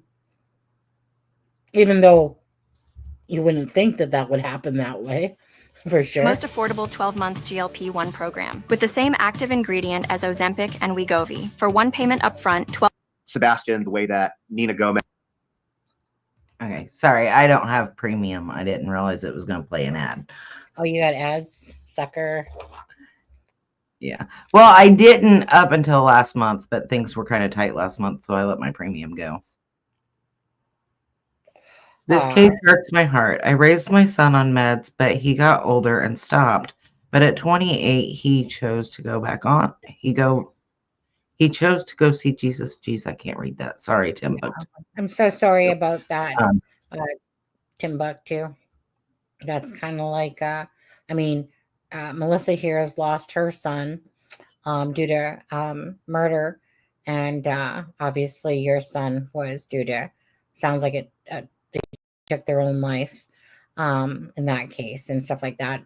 So prayers to you, and any pain that anyone's going through that's ever suffered any sort of big, like a tragic loss going on. You know, I personally haven't suffered a tragic loss. Like, that doesn't mean I don't comprehend or can feel. Of course I do, but I'm not in your shoes. I'm not in Melissa's shoes. I'm not in your shoes. So just like Timothy's mom, Barbara, that comes in, has been coming in here a few times and stuff. So I just want to say biggest prayers to you guys, and the horrible loss that it must feel in your heart. Mm-hmm. Yeah, it's definitely not easy. And I hate to say it this way. And Seth, if you're listening, I'm sorry for what I'm about to say and the way I'm about to say it. But, him holding out hope, right, for all of this time. If it comes back that Sebastian was unalived on the 25th or 26th, that's going to be even more devastating to him because he's held out hope for so long. You know what I mean? Yeah, absolutely. It's just, again, and it just, my heart just breaks here when it comes to children, comes to watching people truly suffering. I can't stand it. It just really hurts. I know that you've been through a lot. And honestly, unless you've been through it yourself, you can't even put yourself in the shoes. You can understand, but you could never put yourself in the shoes of someone that's physically lost a child themselves, especially under circumstances, whether it's mental health reasons, whether it's through somebody that's been murdered like your son, and stuff like that, whether it's Seth, which I find to be one of the hardest pains at all, is that when you have a loved one and you are clueless, are they alive? Are they dead? You have no answers. No, there's no at peace at all. So I can only imagine with Seth here, his heart, right? Like it's not like you have a burial where your son is, like I talked about before, but Seth doesn't have that. He doesn't even know if his son's alive or dead. He has no clue where his child is. Inflicting that type of pain on a human being is just cruel beyond belief. And it hurts my heart to even think about that, how a person can even deal with that, honestly. And that's why I probably you know, get upset with these stupid comments from Christopher Proudfoot, like, well, life goes on. Let's giddy up and go. Shit happens in life. Let's move on. Let's go. Anyway. And, I've talked about that. At least I know where my son's at and I can go visit. And, I can't imagine not knowing where he's at. S Dubs, I wanted to say that is what I heard too when I looked into it. But I wanted to listen to it a couple more times to make sure before I put that in the document. And not that it really, necessarily matters, but I've not put out of my mind that she could have given him an overdose of some sort, and that's what caused it. And Candy, I seen that you said this was your first time in here, so welcome in. Aw, and sorry for And you. sorry, Irish girl. I can't imagine, I can to some extent because I've lost a son.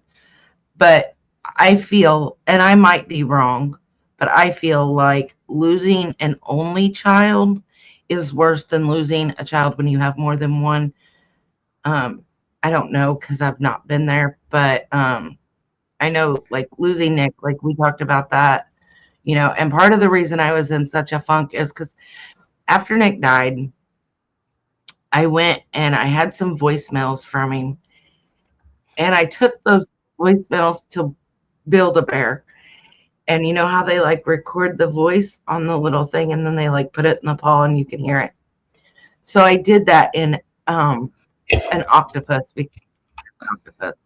And I went to play that yesterday and it doesn't play anymore. I guess I've overplayed it. It was almost, and I don't know a better way to say this, but it was almost like losing him again, if that makes sense to anybody. And those that have lost a child can understand that. But it just put me in a funk.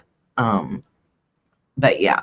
So I'm just gonna, unless you have anything else to say, I'm gonna go ahead. I did fast forward to about 27 minutes because that gets us through where they're talking about the glasses and how they were found and all that. Yeah. And again, much love to everyone. And back to Candies just for a second before you hit play. Again, prayers to anyone that has lost someone. Absolutely. Okay. Again, this is like a family group channel. It's not about drama. It's just about caring about individuals, caring about cases, caring about people, and just being kind and loving to each other as best as we can. Except for Christopher Proudfoot. We don't have to be, okay? For sure. Or Gray Hughes for that matter. But anyways, I digress on that one. But yeah, I mean, honestly, the most thing anyone can really do here is honestly just keep sharing, hitting the like button, put it out in the algorithm. Hit like, share, sharing his story around, and just not forgetting Sebastian. It's a very heartbreaking case. I've been following it since it came out when Aspen brought it to my attention from TikTok.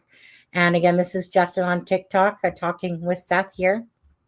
It's on his YouTube channel, just in the nick of crime, and on there. And again, it's devastating. This case is devastating, and it's grabbed our hearts, grabbed your hearts, because obviously you're in here watching it.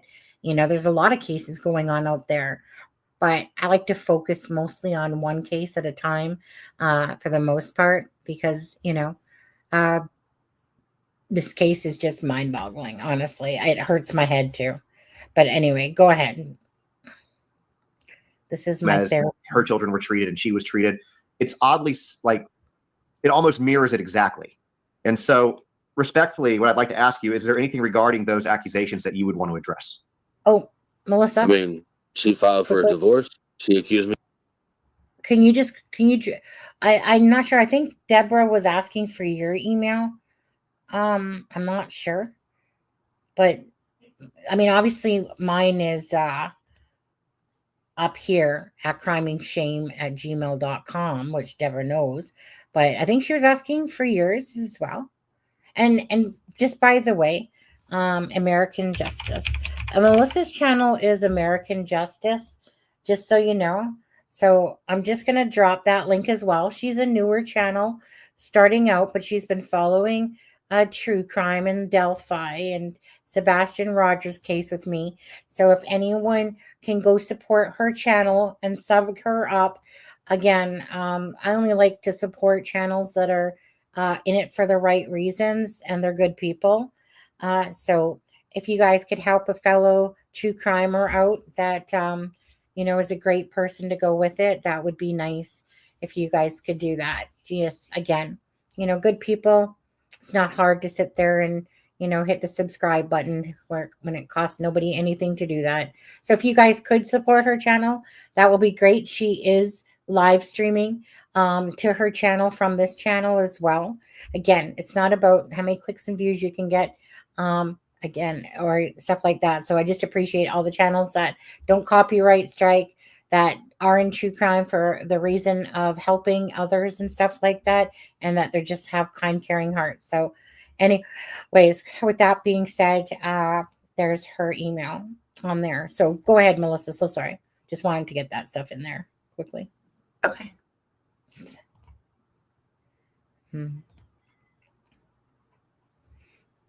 Okay, so I'm going to rewind it just a little bit because this is where he's talking about the divorce. Okay, no problem.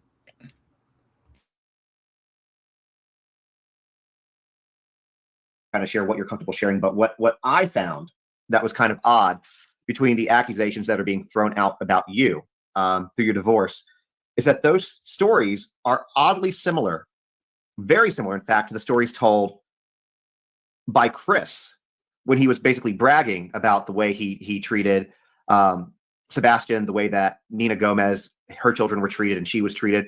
It's oddly like it almost mirrors it exactly. And so respectfully, what I'd like to ask you, is there anything regarding those accusations that you would want to address? I mean, she filed for a divorce. She accused me of domestic violence against my son. Took several months. I ended up, when she filed for a divorce, me being the person I am, I was like, okay, well, grab a legal pad and let's go ahead and do a divorce. We'll go ahead and split all the furniture and whatnot. What do you want? Obviously, things of that sort. And I was like, when it comes down to Sebastian, all I want is 50-50. He's my son. You're his mom. So, and when that part came up, she went and got an attorney. And the next thing I know, I'm being issued a restraining order for domestic violence and a move out order so that I would no longer have a place to stay as well. I thought initially it was her that I was being accused of being violent against. She told them that I had an arsenal. They showed up with like 20 sheriffs and SWAT gear, armed with assault rifles, fully automatic in California. They walked up. I looked at the lady and I was like, you're coming in here. Who are y'all here for? Because I was outside with my son and he was playing with the neighbor's kid. And we're sitting there, drinking coffee, shooting the shit, watching our kids play when they rolled up. And when they rolled up, he looked at me. He was like, I wonder who they're here for this time. And I was like, one day they're going to be here for me because Katie's going to call them on me. And that was the time that they were there for me. They rolled up. The lady that was in charge, she told me that why I was here, why they were there. And I was like, okay. I looked at her and I was like, you don't remember me, do you? And the lady looked at me and she was like, no. And I was like, I'm the father of the autistic special needs child. And she was like, oh, I remember you. And turned around and told all the deputies there that they needed to stand down. I'd comply with whatever was asked. And they were like, they stood down. There was no need for it, all that. You know, that time I was before she did this, I was an armed security officer, worked in military housing. And they were like, we hear you have firearms inside. I was like, yeah, I have my pistol that I use when I'm at work. And then I have the other pistol that is used for work because work issues your own pistol. And then I had my own. And they're like, where are they? And I told them they were on my desk. And they were like, but you have a child. Why do you have them on your desk? I was like, they're on my desk. You can go get them. 30 minutes later, they asked me to come and point out where they were on my desk. And I walked in and I showed them the secret little pop so that they would drop down so you could actually get them. And they took those, and I still never got my firearms back because that's California. But that was it. So I was hit with this. I turned around. I was living in my car, trying to make ends meet, trying to make sure I had money to feed myself, which was, yeah, it was kind of hard to actually get employment because I didn't even have a residence or an address anymore. Dealing with the court issue, finally turned around and her attorney kept pushing and pushing, and the judge at one point in time just turned around and told both me and Katie that we needed to be adults and remember that we're parents for Sebastian, and told us to go in the hallway and do a parenting plan, and dismissed everything. CPS had done their investigation. Finally, CPS never contacted me. One day I went by there just out of the whim. It was the last day. They were closing the case, and they informed me they've been trying to get a hold of me for the whole time. And I was like, well, my number hasn't changed in years, like 12. And they're like, well, nobody had your information. And I was like, well, his mother did. And she didn't even bother to give him that. They turned around and they were like, well, we can't find any evidence of any abuse. And so they submitted that to the court, and the court dismissed everything. So, a couple things real quick. For those that went and subscribed to me, thank you very much. Show Poodles, welcome in and welcome to the chat. And I just wanted to say this real quick on this. He goes over, CPS didn't have his information.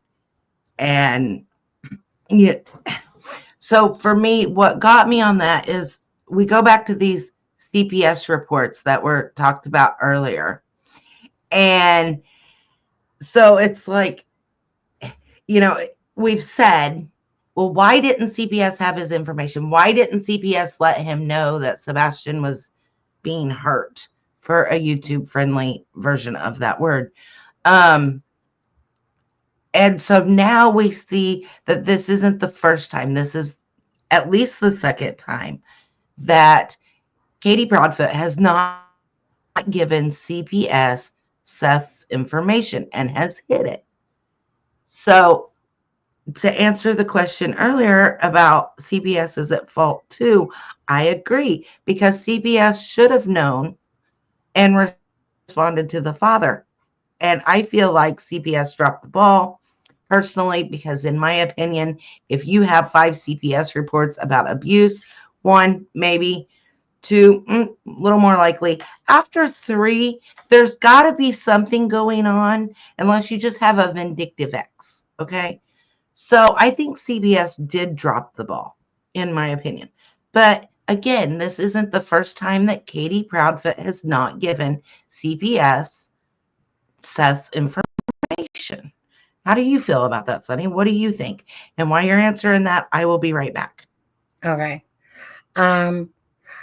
Well, one of the things I was going to say here is that, like I said, Seth should have never have had to find out about the CPS and all that stuff on a YouTube channel. This is where I remember things turned on Seth, is when the papers for Katie and what she said in this report got dropped. And all of a sudden, Seth became the abuser of Sebastian, and everything just went and turned into a shit show on there. I've listened to Seth. I've listened to whatever Katie has had to say and stuff like that along the way. And honestly, Seth is the most believable person out of all this. I think that Katie is like a Christopher Proudfoot in a lot of ways, trying to act like she was the poor victim of this all, and I'm just not buying it. And I think that goes along with how we're watching her play out her own son missing and who's doing what and stuff like that. As for the, like I said, the CPS reports and stuff like that. Now, Proudfoot has said on Smiley's World, he was talking about the belt incident, and he was talking about CPS reports. And this is where I think sometimes he forgets what he says on there. And then I know that the CPS report for the belt Christopher Proudfoot said wasn't like had nothing to do with the CPS report, even though on Smiley's world he had said it did. But anyways, then there's the mattress one where the CPS had come out, and this is what gets me about dropping the ball. So you're telling me that a child is forced to sleep in a garage because he's a pissy pants, and that's hence. Remember how Chris, when they're talking about the bed, whatever, the mattress that's in the garage and stuff like that, and how sometimes he just like wishes right over something and stuff like that. But yet, constantly he's bringing up about Sebastian soiling his pants. I mean, now we're just going off about what the neighbors have seen and witnessed and stuff like that. But for me personally, to sit there and think that if that was remotely true about a child sleeping in the garage sometimes, and then the neighbors like hearing this child scream from the garage, and then they come out, it just, I don't know. I can't, all that's going through my head is all these cases out there where CPS has let the child down. And I agree with that, and I don't believe, like Katie, like I said, I just kind of think of her as that she's more of a manipulator than Christopher Proudfoot. Christopher Proudfoot's an outright manipulator. He's transparent as glass. Katie, on the other hand, is someone that is pretending to be something she's not, which is a good person. I don't see that at all. I see her as the volatile personality that Seth has talked about. When she's been drinking drunk and stuff like that. I really feel like he's the one that put more time into Sebastian. Absolutely. And probably the difference of why he speaks highly of Sebastian, whereas the Proudfoots are constantly, it's like a 50-50. Here's the good stuff and here's some crappy stuff about that. But anyways, so Melissa, are you back? Yeah, I'm back. And I just want to respond to Sandy real quick. That's old news, but yes, they did change the date on the flyers to the 25th instead of the 26th. But that came out days ago. I can't believe somebody's going breaking news with that one. But as a CPS, if I were CPS, and this is just me and in my opinion, but if I were a CPS worker and I got a report that a child was sleeping in the garage or being forced to sleep in a garage, and I show up and there's a mattress in the garage, you can tell me till you're blue in the face that you're not making them sleep in the garage and that's just a mattress that was given to you. And that would be enough for me to substantiate and look into it further. Just my opinion. I just feel like so many times kids are let down by the system, and a lot of times it's too late. I think it happens in a lot of cases, even with abuse to adults and stuff. But I just really feel like that sure, if there's these restraining orders or there's this and that, stuff like that. But honestly, paperwork is paperwork. But, half time it doesn't mean shit all. And like I said, I just feel like so many cases we hear about that we know about just ourselves, like from true crime, and watching all these kids get let down, like especially like Harmony Montgomery, stuff like that, it almost reminds me of when people have jobs and they're too lazy to do their jobs properly. And it's just kind of like, everything looks good. Nothing to see here. Write it off. And then we look at the case with the boy, the boy in the box in the garage that the parents put him in this freaking room, like that's what I'm saying. So even just to hear that a child is being made to sleep outside, you'd think that a really deep investigation and I don't know. All I know is Christopher Proudfoot's not a good person. Katie is a slithering snake herself, as I see it, my opinion. And Seth might not be perfect, but he's perfectly looking for his son. And if I'm going to believe anyone, it's not because I'm sitting there going, ooh, I favor Seth. Sebastian's always the first one we're talking about as for Seth. But if I'm going to believe anyone, I'm definitely going to believe Seth a lot more. Everyone sometimes leaves out certain details because nobody's too keen to put their own selves down too much, especially in public. But if I'm going to believe anybody, definitely in this case, it's going to be Seth, definitely over the Proudfoots when it comes to, because like I said, Katie's stuff came out, everyone started switching on Seth, right? Seth had never put his report out there, nothing like that. So that's where everything turned on Seth, was because of that report, about how he was like abusive to Sebastian, and Katie made him come across like he was this abusive person and stuff like that. And I just call, I don't care if you're a woman or a man, but I'll never stick up for a woman just for fact she's a woman. I could care less about that shit. It's about the truth. I don't care if you're a man or a female or whatever. It's about the truth, and a lot of times women play these fucking victim roles when they're not even the victims themselves, and so, so I just look for the truth. Whoever seems to be logically telling the truth of all this.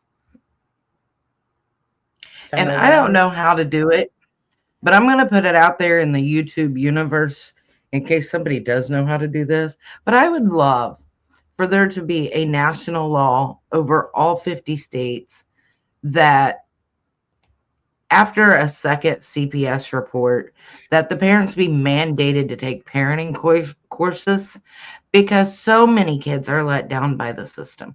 Not just Sebastian, not just Summer Wells, not just Harmony Montgomery.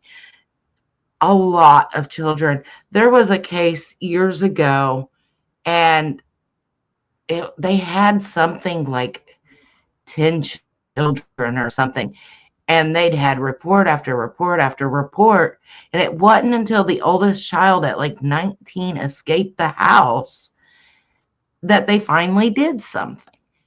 I'd love for there to be a law like that. If anybody knows how to do it, let me know a link so I can sign for it. But yeah, unless you have something else, just let me know when you're ready for me to play again. Yeah, I'm just someone's agreeing with me, and we're not short of good looking men. And thanks, Candy. Okay, go ahead. So one thing, hold on, let me try to get this better so we're even size. There we go. One thing that I want to say to the people with this is, oftentimes you want to make sure that you believe victims 98% of the time when they accuse somebody of something. But there are situations where you can tell that things aren't truthful. I will tell you that I have talked to Seth at length about some of this stuff, and I truly, and I would say this even if he wasn't here, believe him. Because I think there's a couple reasons why. So you can tell the way that he shares his story, and you can also tell in his actions, which is the fact that he is out there literally every single day. The other thing that I want to share with you guys from just a real quick personal note is that there are women like that who will use their children, fathers too, but there are women out there who will use their children as pawns, as control in a divorce situation. My mom was one of those. She had my dad arrested in front of me multiple times by violating some BS contempt of court thing. It just sometimes happens. And I think that that's what he got caught up in. And I truly do believe that, because this is a man who has been like y'all every single day, and nobody has a bad thing to say about him. So I just wanted to clear that up, because I know that the internet guys can be cruel. Y'all know that. And so I wanted him to kind of clear some of that stuff up. There are some questions that have come in. I want to ask you real quick for the people who are wanting me to share a couple things with you before we kind of go on. So the first one is, so how is he with strangers? Do you think that he would just leave with one if one approached him? Just no.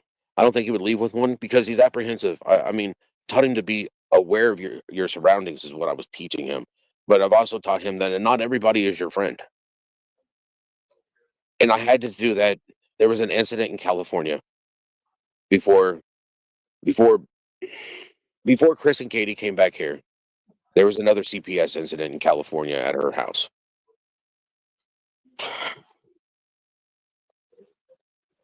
Katie and Chris let a child into their house that was 5 years older than my son. My son was 7 or 8 at the time, and this kid was 13. And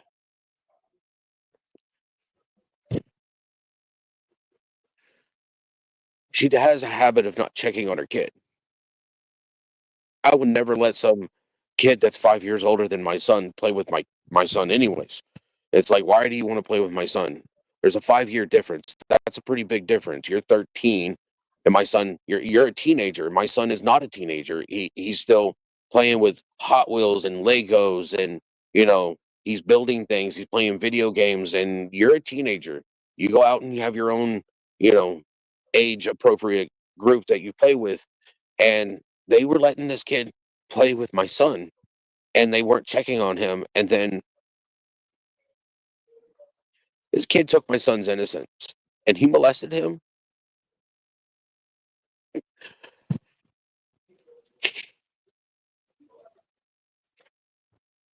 So you take your time. And there was nothing I could do in California because the kid was 13. But they let that happen. And they didn't bother to try to even get my son help until last year.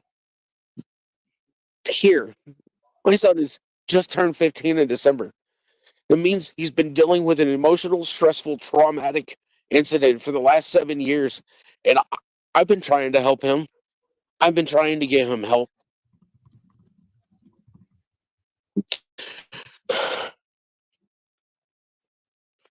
Going to talk to his doctor and telling them what happened. And for the doctor to tell me, she was like, I knew none of this stuff.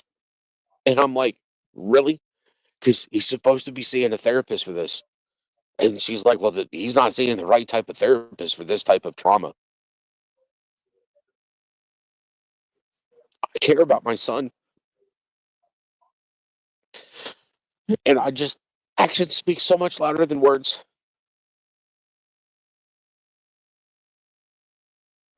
So you can see when he's recounting what happened, how it hurts him.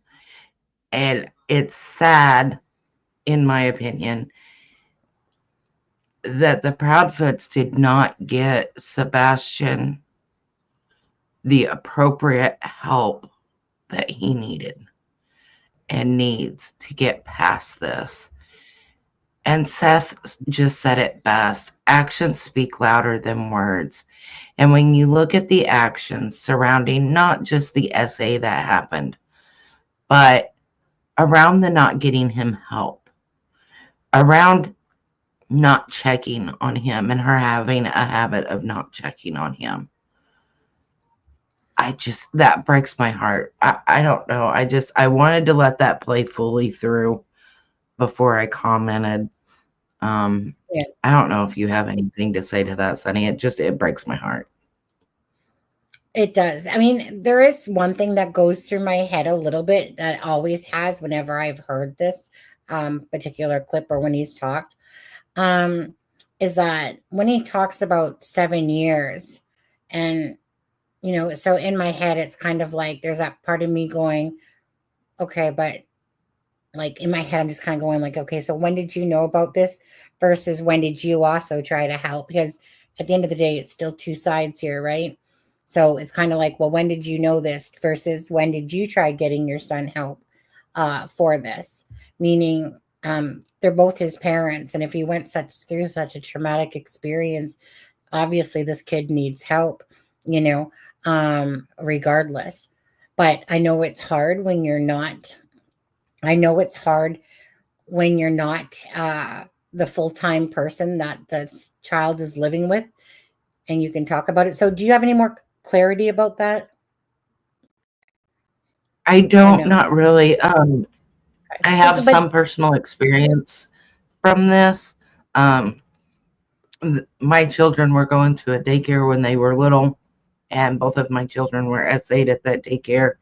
That daycare owner was charged, and my kids did get the help that they needed to get through that. But if you have an ex, and I've gone through this myself, my ex-husband would tell me that the kids were getting this therapy and that therapy, but wouldn't tell me like when their appointments were so that I could go and talk to the doctor. And I ended up just doing that on my own.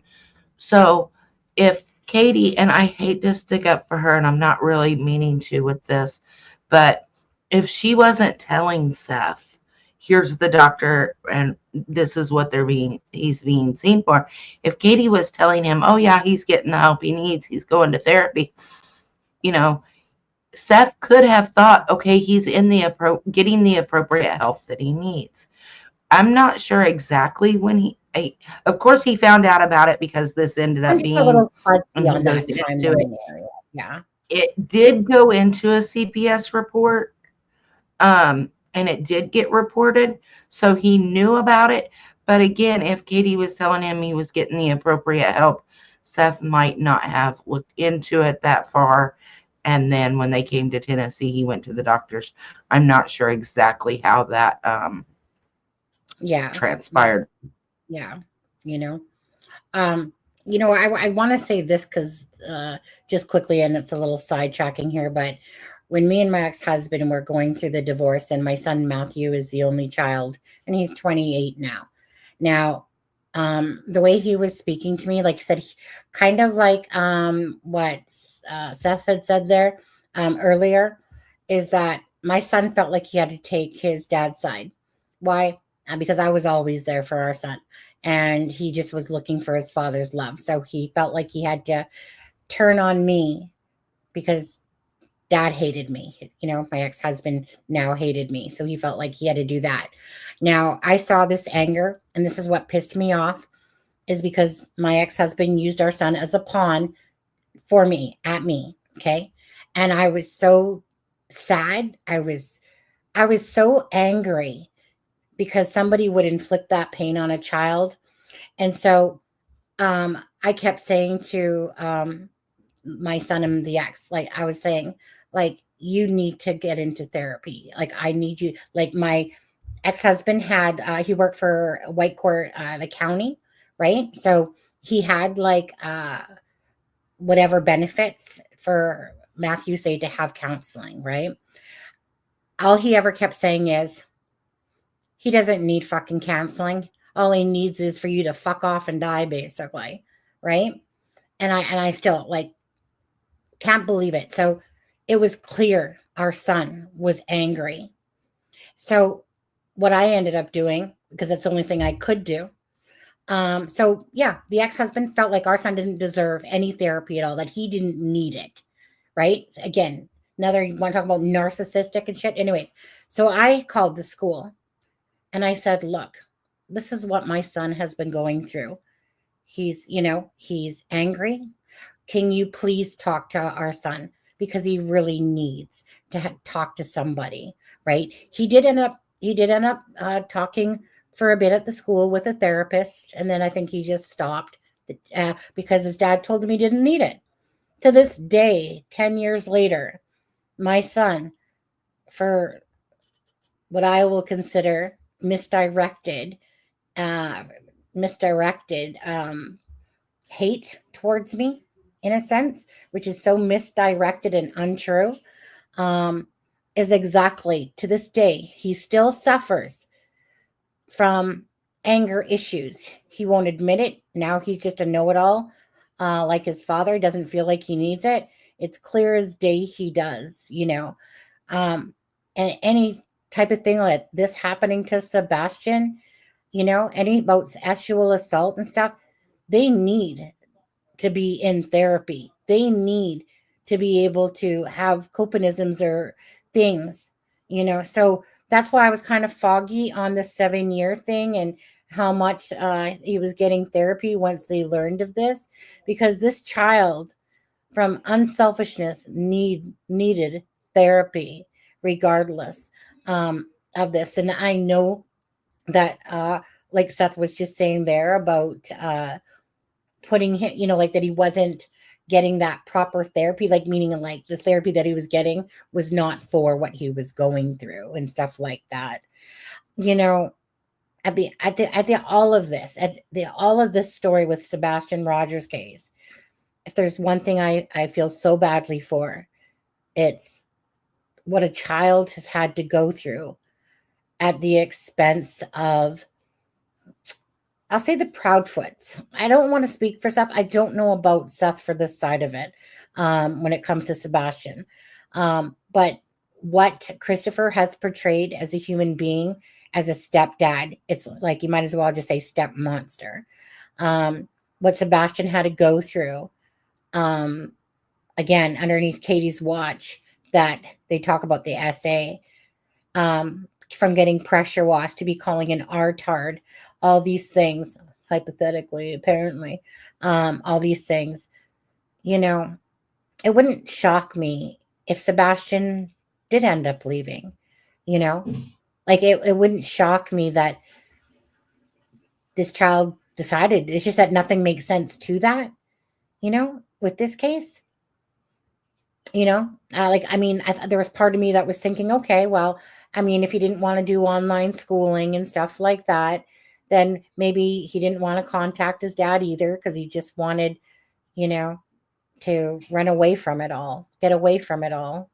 And he was just feeling overwhelmed and sad and depressed, perhaps. I was thinking, you know, I don't know. I truly wish that we understood what happened to Sebastian Rogers, because throughout this whole case, there's a lot of sadness learning about, you know, the things that Sebastian Rogers and his life up until this point.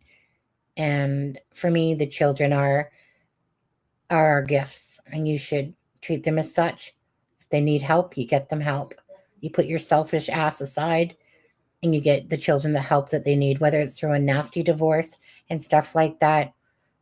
To ever bestow stuff upon children is just so wrong, you know, or to put them in the middle of a war. You know, I know that Christopher and Seth have talked about that. Seth would always talk with Chris because he couldn't deal with Katie, in a sense. And, you know, so him and Chris, you know, would communicate more together and stuff like that. Like with Seth, there's a lot of anger towards Katie, you can see, because of what he felt she put him through, you know, being homeless, like just the lies or whatever. Yeah, I don't know. It's just heartbreaking, this case. And it's heartbreaking, but for Sebastian first and foremost. I don't know. Okay, go on. Sorry, that's my It is. spiel. I mean, it's just so many people. My ex-husband was bad about it, of trying to use our children as pawns, and children aren't pawns, but so many times in a divorce, one parent or the other will try to use the children as pawns. And my rule in my house when my kids were growing up, what happens at dad's house stays at dad's house. What happens at mom's house stays at mom's house. Unless it had to do with some form of mistreatment. And then I would step in. But sadly, I feel like this wasn't so much a tug of war on Seth's end as it was Katie's end. Mm-hmm. I agree. So I'm gonna play a little bit more here, unless you have something else. No, that's, yeah. No.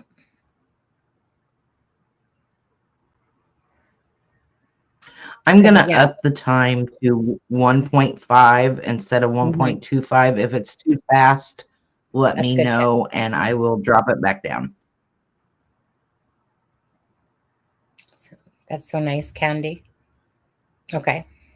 And there's just no justification for the actions that I have seen from them. They're not parents. They're not parents at all. And I want to know what happened to my son.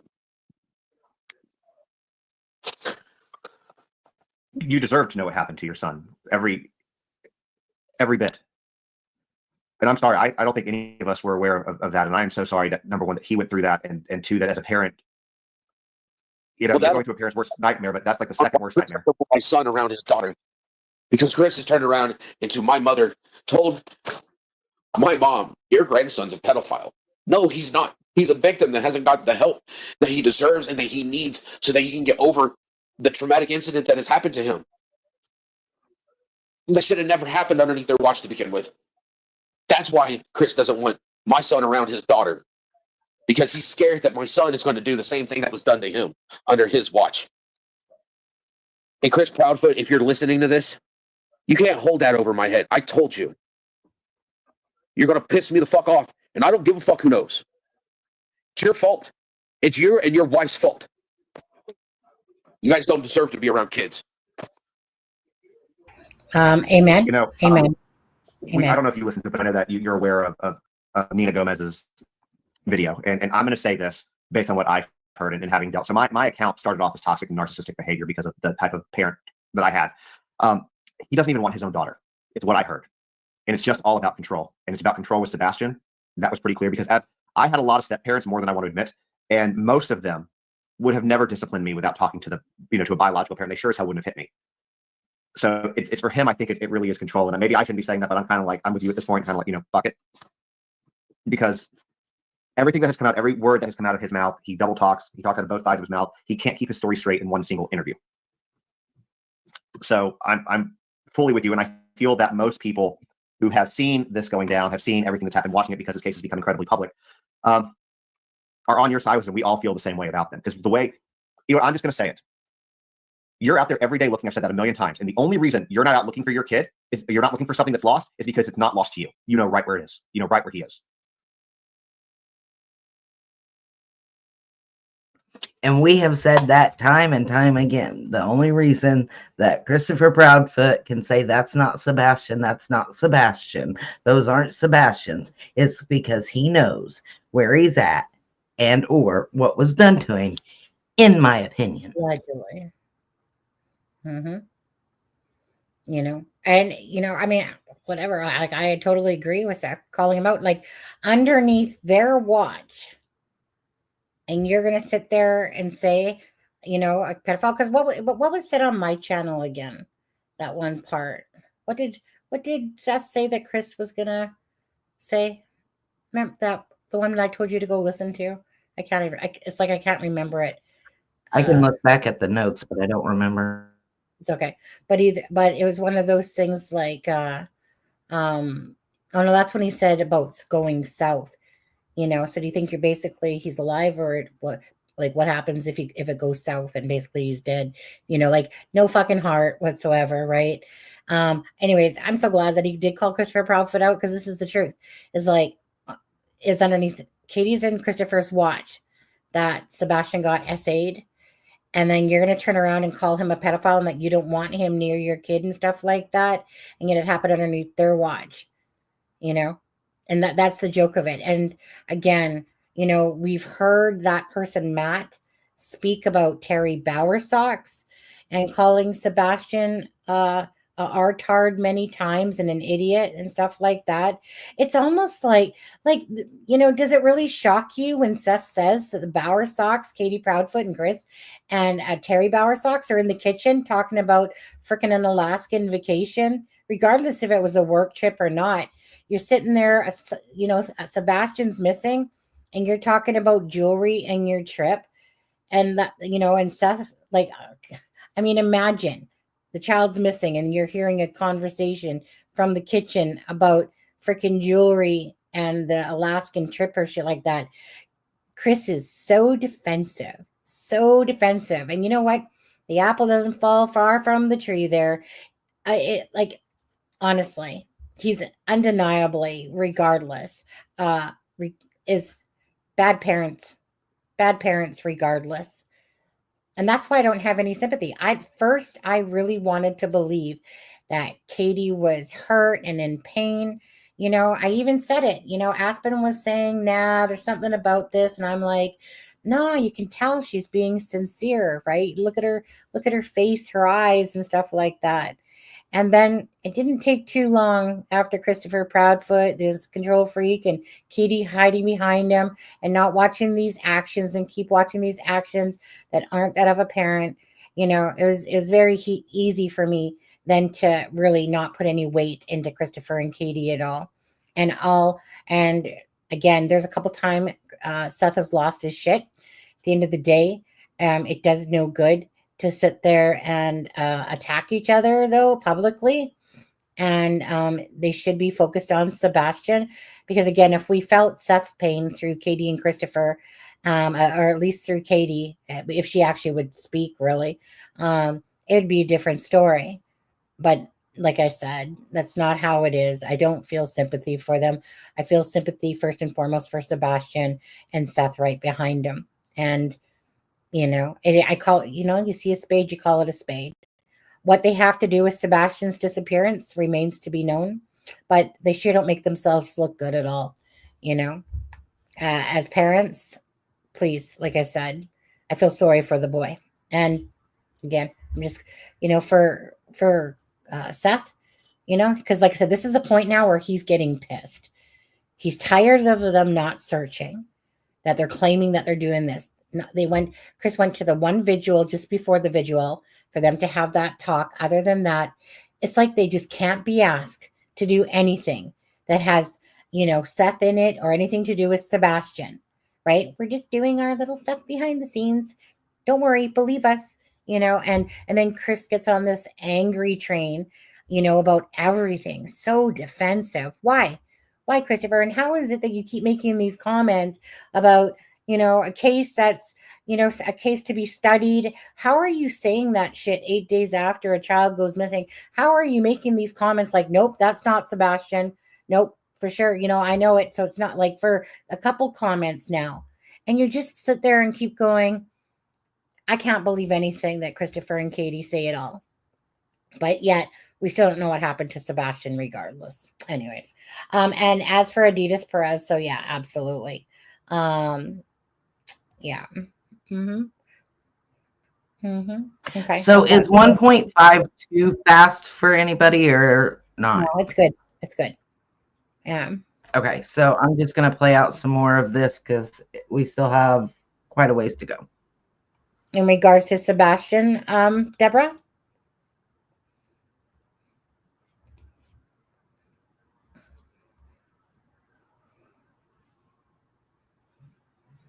All along CP. And that's why, in my opinion. I think I told you that too on the phone.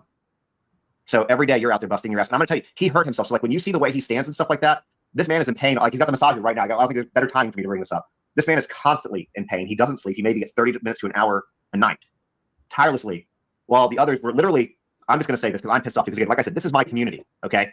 They were at the Cracker Barrel 5 minutes from my house on Easter, and then they left town again. They haven't been seen. And I just don't understand that. The last time you saw shit like that was with Chris and Roberta Laundrie. So I'm just saying. I want to kind of go on to something a little bit different because I know that this is taking a massive emotional toll on you. So going to the search, can you take us back to the moments leading up to Sebastian's disappearance and what was happening during your lives at that time, which led him to whatever you believe, whatever you know, whatever you're able to share, what was going on at that time for him to disappear?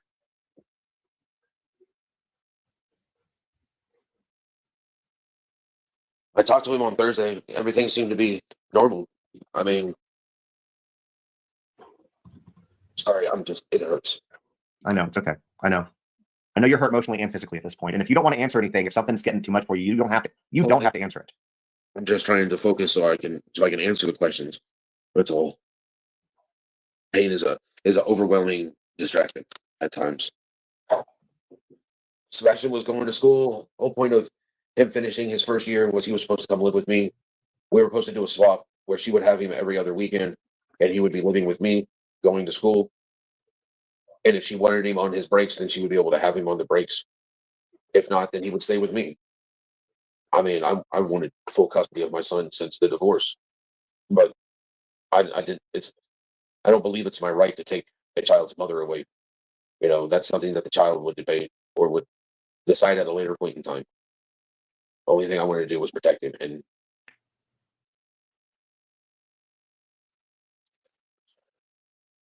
respectfully, not every person who is a mother is a good mother or deserves to be.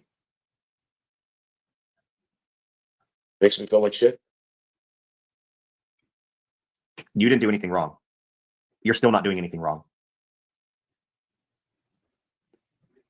Should have done things different.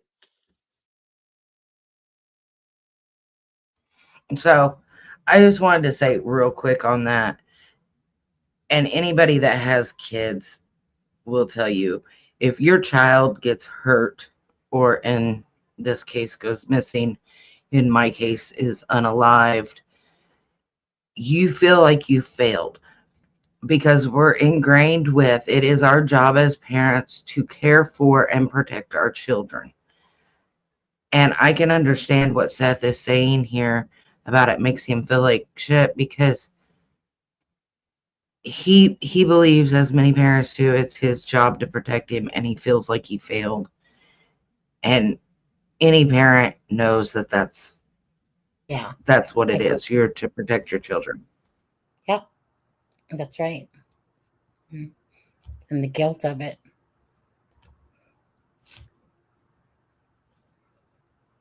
You would have been in that situation. I know that you, me saying Deborah. this isn't going to help you from beating yourself up. You're going to do that regardless. But look at the situation that you've been dealing with.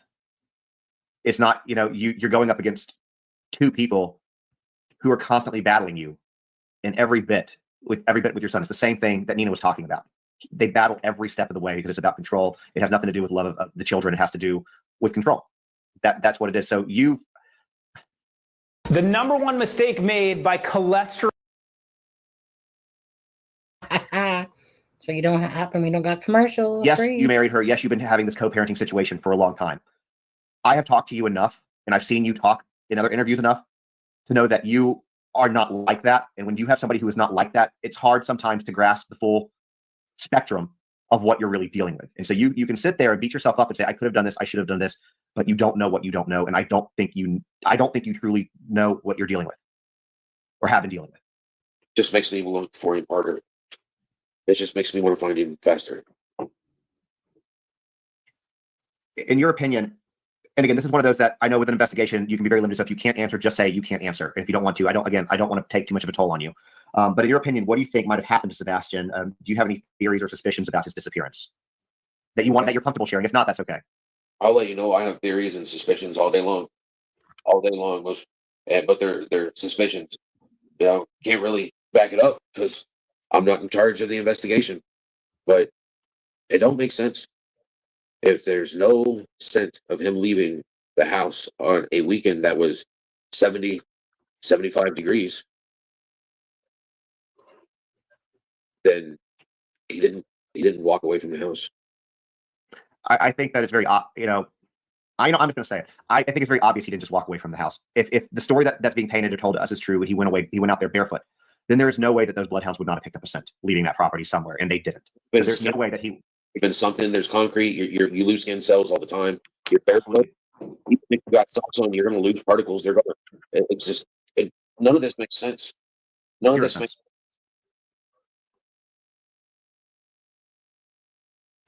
And that is something we have said. It doesn't make sense, but we had talked, and I said I've got to find where he said that it makes no sense or there's no evidence that he left the house. And this is kind of what he's saying. There is no scent. Those scent dogs did not track past that property, meaning Sebastian did not leave on foot away from that home. Is that how you took that, Sonny? Yeah. There's nothing to show that he did.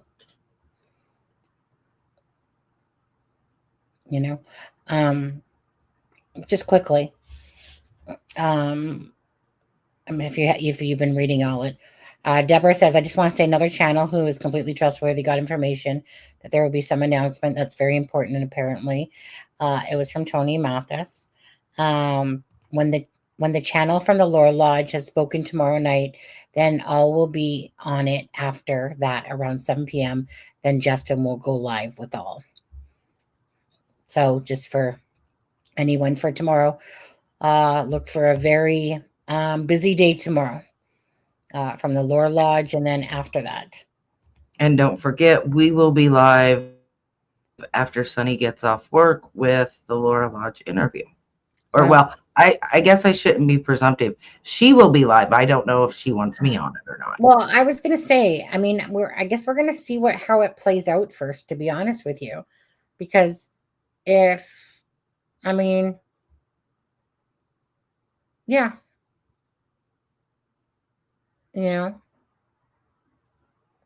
But if Justin's going on with all, Tony and stuff like that.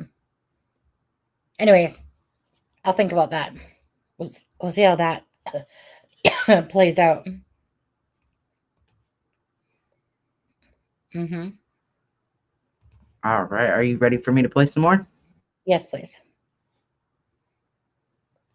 The only thing that would make sense for the dogs not to get us in is that if he left that house in a vehicle and didn't walk off like they said, that's the only thing that could make sense. That's the only reason why a dog would not have picked up a scent. Any of the dogs that came out would not have picked up a scent.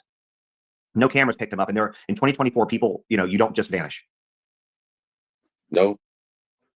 In 2024, I'll walk outside right now and you look around and people have at least their porch light on. Something that makes it obvious so that if you're walking around the house, they can see.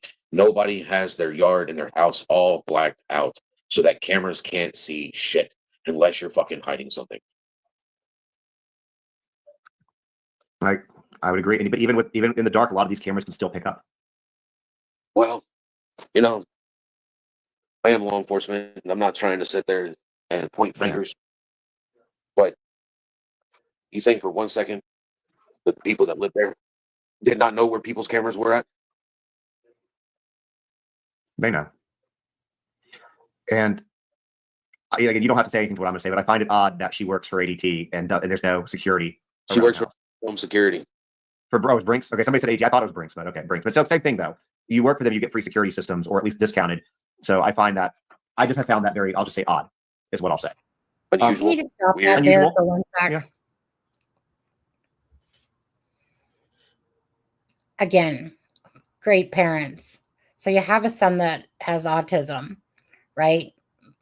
Can be, obviously, has can have moments for sure. You work for Brinks and you have no motion detectors in your home in case, because okay, they keep saying that Sebastian's not an eloper, but still, to think that regardless, right? Meaning with the child, you don't think that you would being working for Brinks and you literally have no cameras or motion detectors in your home and stuff like that. Even if it was to catch him going to the fridge for snackies. But I don't get that. That you have a child that, has the possibility, it's just about protecting your child in case perhaps he does leave out the door and you don't know it or something like that. He's going through a moment or something. I just find that so hard to believe that Sergeant General there leaves for these trips and they go, there's no cameras or nothing, and she works for Brinks, and you have a child who's autistic, and out of anyone on the block, you don't have cameras or ring doorbell cameras or motion detectors inside. Great parents.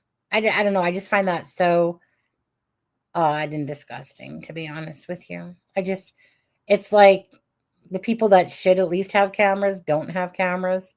There's everything there about why they should have had cameras. Like Mr. Control Freak in himself.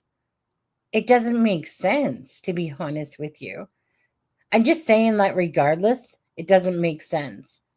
You want all these controls about everything, and your wife literally works for Brinks, and you have a child that can act up, But hey, that blows me away. That's what I'm saying. It blows me away. I agree. I mean, we've said it before that it seems odd that she doesn't have cameras considering she works for Brinks. And have the And, kids going out. It just doesn't make sense. It just, what? Regardless, it doesn't. When you look at it as a whole, you're just like, really? So that's how much you care about Sebastian? But it just doesn't make sense. Control Freak versus Brinks. And you have a son out there. And other people have cameras and that, and you guys literally don't. You rip down Sebastian's poster off the vehicles. You stink.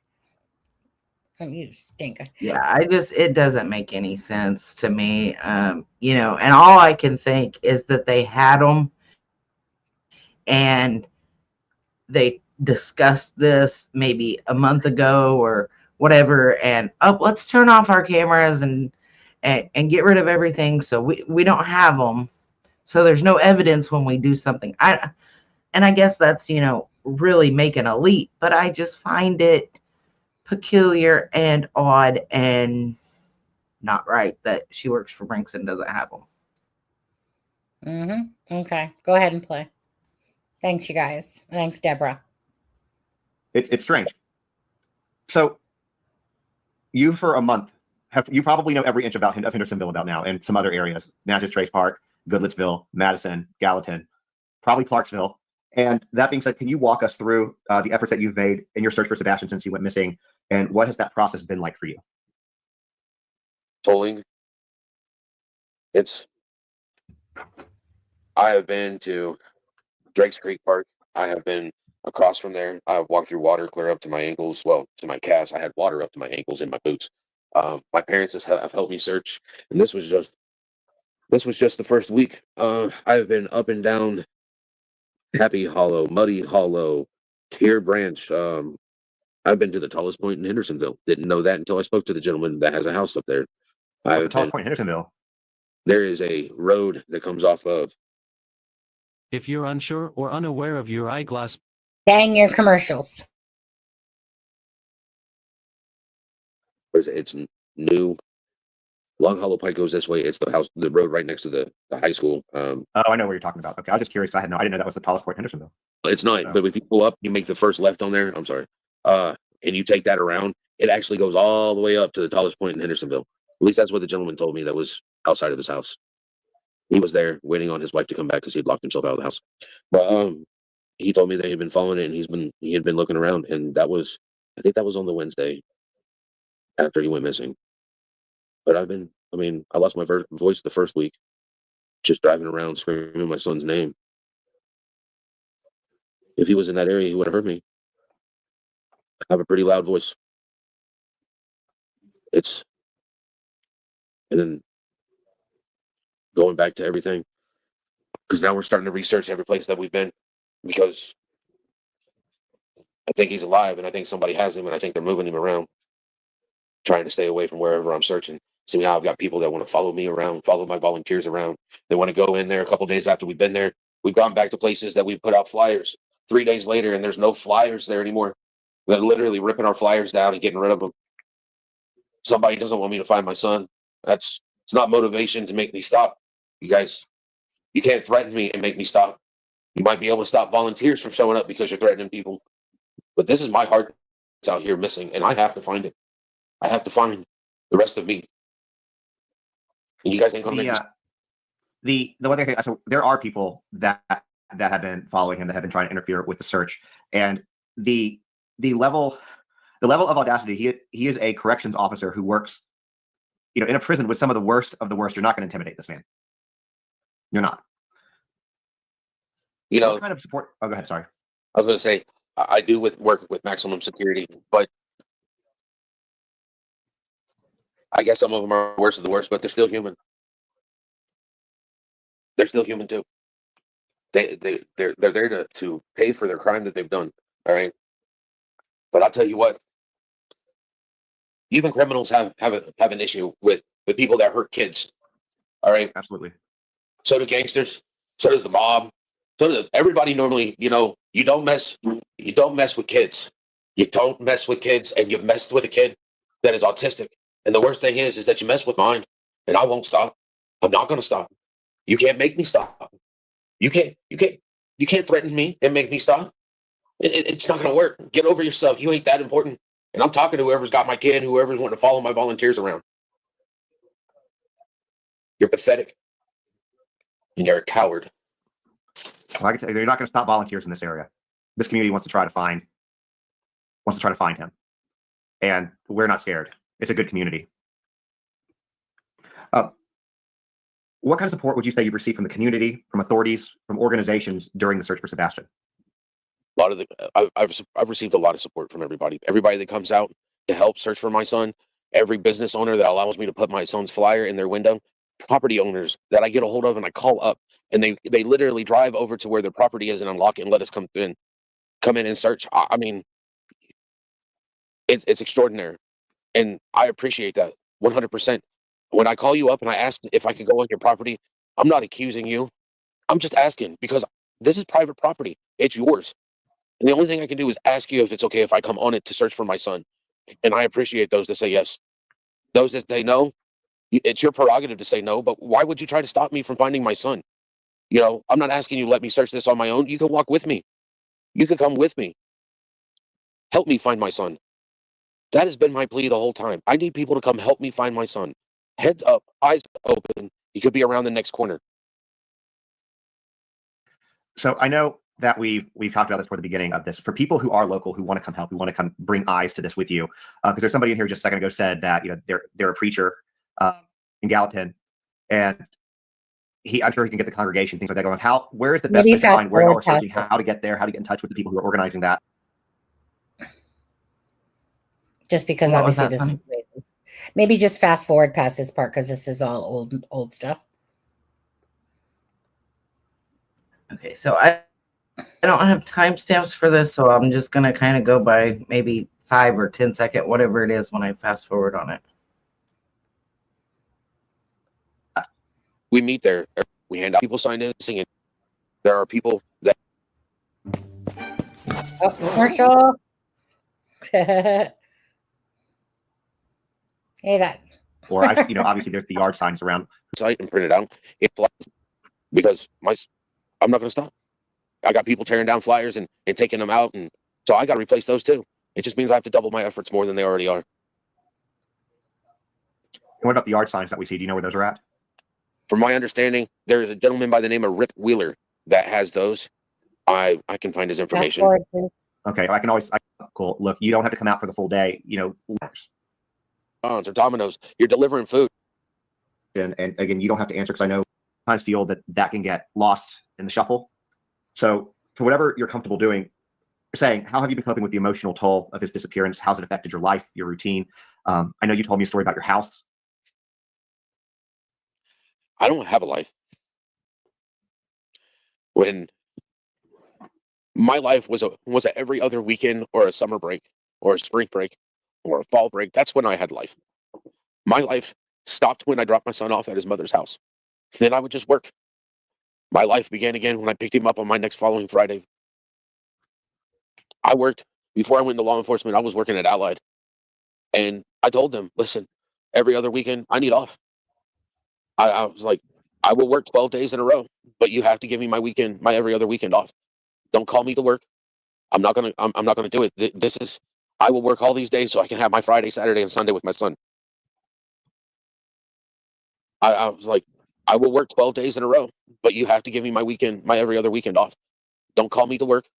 I'm not gonna do it. This is, I will work all these days so I can have my Friday, Saturday, and Sunday with my son. That's it. My life revolved around my son. And since my son has gone missing, my life is, I don't have one. Because my life is missing. My son is missing. My mom told me I need to clean my house. That'll help me. I can't clean my house. I can't really clean my house. I clean my kitchen. I run my dishwasher. I can't go into my son's room. He's not in there. I don't want to clean up my living room because there's magic cards all over my table. When he comes in, I want it to still be the same way, like he hasn't left. That way, when he walks into my house, he knows that he's back in his sanctuary.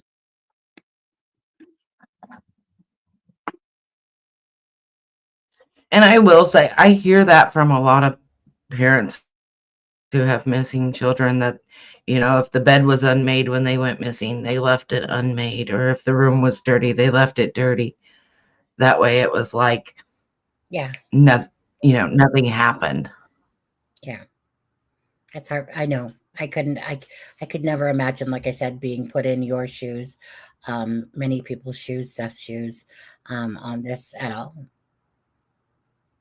I've always, whenever you watch a movie or something like that, and that same thing is portrayed, and like I said, unless you're in somebody's shoes, did you do anything with when your son was murdered? What did you do? A lot of his stuff. It took me about 2 years to go through and pick up his stuff. I put his clothes in Ziploc baggies. to keep his smell. I took his pillow and I put one of his favorite shirts over it so that when I needed a hug from him, I could get it. Mm-hmm. I'm so sorry, like I said, that you had to go through that. Just 1 sec on that. And Deborah says, just wait until tomorrow. Let's see what the Lord Lodge has, and then clutch you. Just before you play it, 1 sec.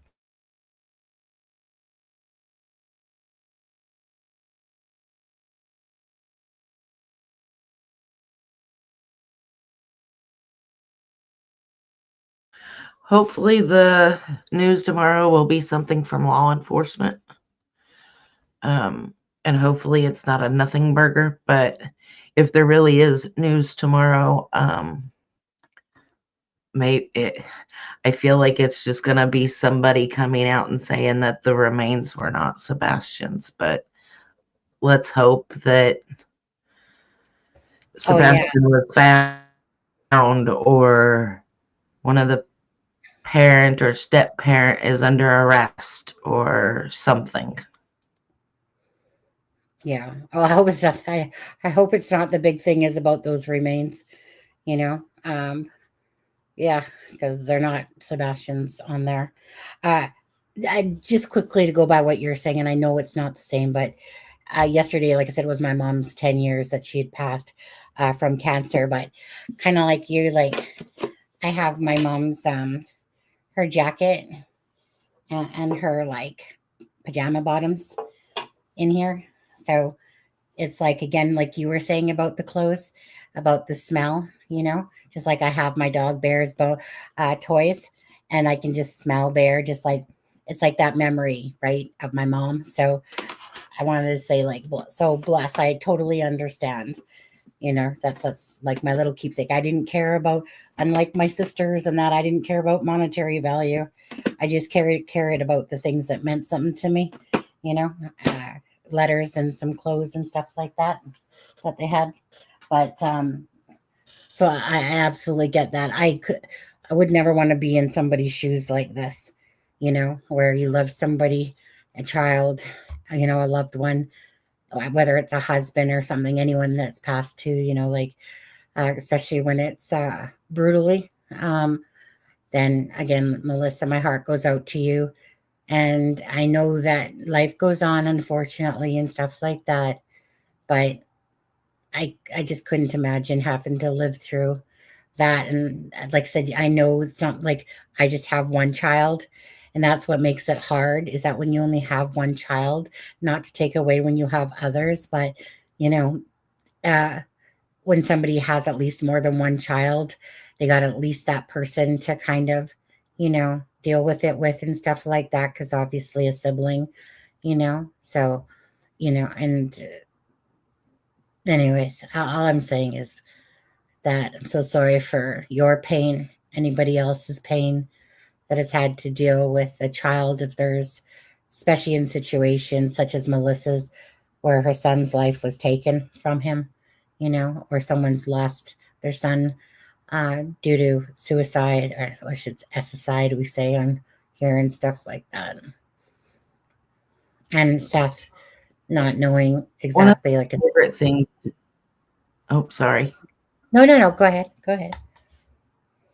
One of my favorite things, I have two favorite. I have a t-shirt that I had made years ago when my kids were in school and they were doing sports and were in band and such. And it says, I love, and then it says my kid's name, Nick, and his brother. Not going to reveal his name. But I have that I wear. And then one of Nick's sweatshirts, it's actually his senior sweatshirt, and it says class of 2020 on it. And Yeah. I know this is going to sound stupid to some people, but if you've lost a child, you're going to know exactly what I'm saying. Whenever I feel like I need a hug from him, not me giving him a hug, like with the pillow, Sweater. I can I can put on that hoodie and it's like he's Absolutely. giving. Yeah. Yeah. Absolutely. Just waiting to right. I just wanted to say, yeah, only because Candy said it. Last time I got her ashes right next to me now, and she died horribly. Candy, I'm so sorry to hear that about your mother on there, and blessed to you as well. Right beside me, my mom's ashes. They were split amongst all the children that got these and stuff like that. My kitty cat's ashes on that one. And then my grandma, she died. She was born Remembrance Day. And this is a bell I got her when I was a child for Christmas. And then I got that. So I got my loved ones around me. There's some I wish more I could have, but I just want to say big group hug to everybody. Big group hug, lots of prayers. Love you guys. And again, sorry for all your losses and stuff like that. But it's nice when there's a community that literally just actually cares, when there's people's channels or whatever creators where they absolutely actually care about others and not their piggy banks and how full they're getting off of a case. Anyways, go ahead. So, are you ready for me to play more then? Yeah, okay. Routine? I don't have a routine. Let's just try to sleep every once in a while. I'll be driving and I just pull over because I get so tired I can't even focus on the road. I just pull over, give me like 30 minutes worth of sleep, and then hit the road again. There is no stop. There is no downtime. There's nothing. There's nothing but the goal of finding Sebastian. Regarding the search and efforts and ongoing, is there anything else regarding that you'd like to share with the people that are listening, or anything else in general you want to share with the people that are listening? Not really. I mean, I'm giving this all I got until there's nothing left to give, and then I'll give some more. I'll find more to give. So, like I said, as you can see, this man needs help. He needs help. So again, if you are local, I know that there are a lot of local people watching this. I know that this was shared in the groups. I've said this a couple times. Please go out and search, even if you can only do it for an hour, 30 minutes, whatever. If you can't, the Cash App scrolling across the bottom of this, the TMB Fleming, that is Seth's friend who's managing this stuff for him. Because when I tell you all this man does is search for his kid, that is literally all he does. That's all he does. He might get 30 minutes of sleep every now and then. He eats enough to kind of keep going on. So he has people that are helping him with this. And like I said, searching can be expensive. So please do help. And if you can't help with your eyes, help monetarily, help, sharing, even if you aren't in the area, like you said, you can go to the TBI's website, download Sebastian's flyer. You can plaster it all over your social media because optics are everything in cases like this. You may think that an adult that can't stop watching the P word looks something. Commercial lady there. I forgot all about that stuff. There's a couple questions in the chat that I've gotten a lot that I want to ask. And again, you can answer whatever I you don't hate want to answer. having ads. I want my But a lot of premium questions, back. and I know that this is going to come up in the coming days because it's already been, so that's why I'm asking it, is in regard to the clothes that he was wearing to Texas Roadhouse. Do you know if police have it? Do you know if they were accounted for? Anything like that, or are you not even allowed to say? I have no idea. I mean, we're talking about, I was in that house for on and off for 3 days before it became a hostile situation. But I didn't get to see that video of Texas Roadhouse for over a month before they showed me that video. So I can't even tell you what clothes were there. That would be something that the investigators would have to actually look for. Okay. I know people asked, and I wanted to make sure that they heard it from you. So the goal with this is to make sure that we quell rumors around it, because really, when you're searching for somebody, you want to make sure that the truth is what's out there and the truth people have, and getting it straight from you, is helpful in that situation. One thing that I want to address, I want to be very cognizant of your time because I know you're mentally and physically exhausted. But this is something that I'm going to say on my own, because again, I'm on these apps. I see comments that are made. I see what people say about people, and people can be very cruel on the internet. With some of Seth's interviews, people have tried to judge his body language, the way he holds his hands over his head or whatever. I'm telling you, think about how you would feel if you had been on your feet with limited sleep, limited food, an emotional, or not even a roller coaster, just an emotional dive. Plus, you injure yourself while searching. Just kind of think about that before people start giving any accusations about him, because I can tell you, I've talked to him a good bit, especially in the last few days. A lot of creators that I know who he's talked to, Pascal, others that he's been with, who he's talked to, we can all tell you that this man is incredibly genuine, and the only thing he wants in the world is to find his kid. he has good reason to believe that Sebastian is still alive. So the important thing to do is find him, because, you know, in these situations, time is always of the essence. And I feel personally, without you having to say this, is that once, I think I want to word this carefully, even with the search, when it was heavy, they didn't take, I know that they took your phone and they took Katie's phone for a long period of time. I know Chris got his phone back within a matter of hours. I know that they came in and searched the house for a couple of times. When I say search the house, I mean they came in and looked, but there's not been anything done, from my understanding, and you can correct me if I'm wrong, forensically. And I just feel that there's a lot more that can be done. I believe in the power of social media. We've seen what social media can do in a lot of different cases. And I'm probably going to not be people's favorite person when I say this, but get on law enforcement, guys. Call the Sumner County Sheriff. Start asking some of these questions. Ask them why. Because, you know, you could bring luminol in and see if there was, you know, any injuries. You could see possibly, you know, where he went out. If, you know, you go back to the Idaho, they were able to get a partial footprint based on this. And he had only been in the house, from what we know, one time, maybe a couple. I'm just saying that there's a lot that can be done that I don't think has been done. And this boils down to being more than just Seth and a bunch of volunteers looking. You need law enforcement on this. And it's been very frustrating in Tennessee to see how law enforcement has been in some of these cases. And you know, maybe I'll give them the benefit of the doubt, so that maybe they're not communicating everything, because they do know stuff that we don't know. You know, they know stuff that we don't know. Where the public's not entitled to everything. But I would hope that as a parent, they would at least bring Seth in on some of that. And you don't have to say anything to that. I'm just saying that. I know that I've had you for about an hour, and I know that you're exhausted. So before we wrap this up and I let you go, is there anything else that you want to talk about or convey to people? Anything else at all? I appreciate the help, people. I really do. I mean, I know Sumner County doesn't like me.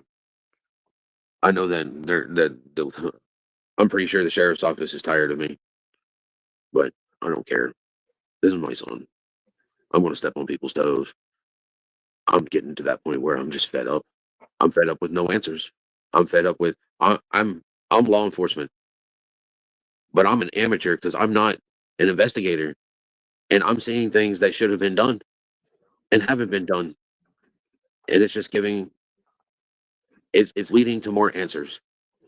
I'm sorry, it's leading to more questions that don't have answers because things weren't done like that. More questions and more questions. And I haven't shared everything that I know. But the I know you can't share everything you know. You can't. I can't. Because some of that stuff that I know, that have been through leads that I've gotten, I want to share. But Sebastian deserves justice, not vengeance. My son's going to have justice. And we're going to find him alive. Because if you've hurt my son, I feel sorry for you. Yeah, I wouldn't want to cross you either in that way. There's a couple things that I wanted to make sure that we brought up before we closed out too. I'm going to put this here first. So if you want to add, I'm going to stop scrolling for just a moment here on the bottom. But if you want to add to Sebastian's reward fund, what's the reward up to currently, Seth? Fast forward. So, you know, Don't add anything to it currently, because you don't add anything to it. No, That's I've got fine. some information, and I need to go down there and have a talk with that gentleman. Fast forward, Melissa. Okay. So I know you wanted me to fast forward right there, but this is pretty much the end of this. Yeah. He goes into basically other junk that's not important. But I wanted that part to play out, even though you said fast forward. Seth tells you not to donate to this reward fund. Mm-hmm. There's been some speculation, not sure where it started, that the lawyer who set up the initial reward fund was crooked, I guess is a good way to put it. Mm-hmm. And that the money wasn't going for what it was supposed to. It was not being put in an escrow. So for anybody that sees that and wants to donate to it, please follow what Seth just said and do not do so. Yeah, because it's old news now. Yeah. So, but that was pretty much the end of it. I just wanted, as far as Seth goes and important stuff that we needed to, that I wanted to go over. Yeah, and just quickly for shows poodles, if you put a dot and you don't put a space after it, it deems you as using a link, just so you know. Okay, so it's not that you're trying to post a link, but the way your punctuation, if you don't leave a space after your period on there, present show. And then quickly, Melissa, I can drop your link for the Google Docs here as well.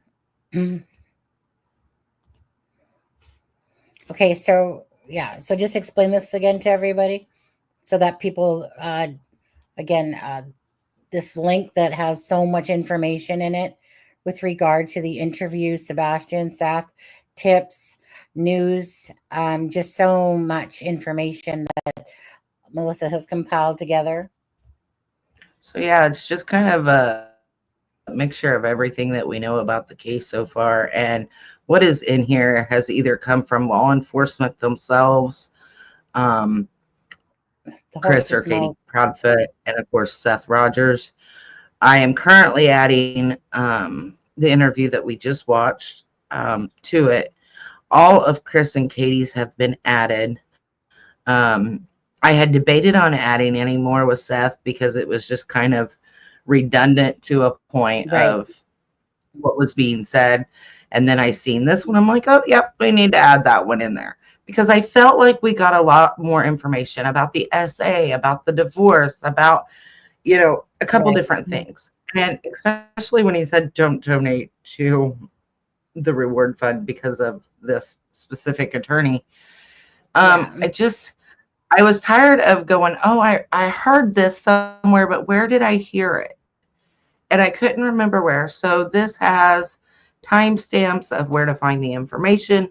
It's got clickable links. It's got a massive timeline. It's got everything you need to know, Sebastian's favorites and what's going on with his health and leaked phone calls. It shows all of the flyers. It shows, there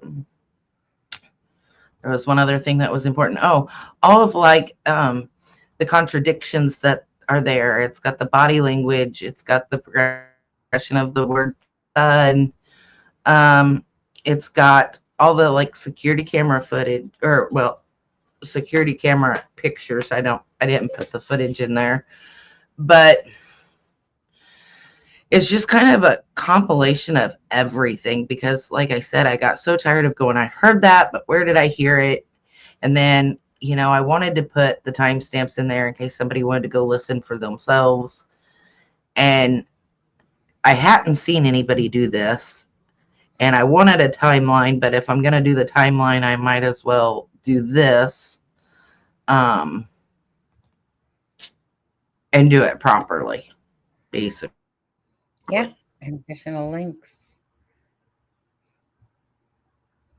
Just a lot of work and a lot of time. And it's, like I said, a good resource for lots of things, to watch and find the links for them.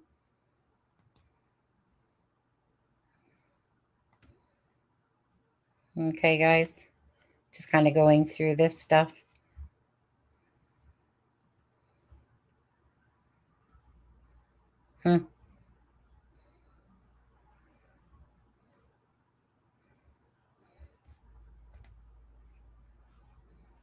Cameras. Just different pictures here of the area.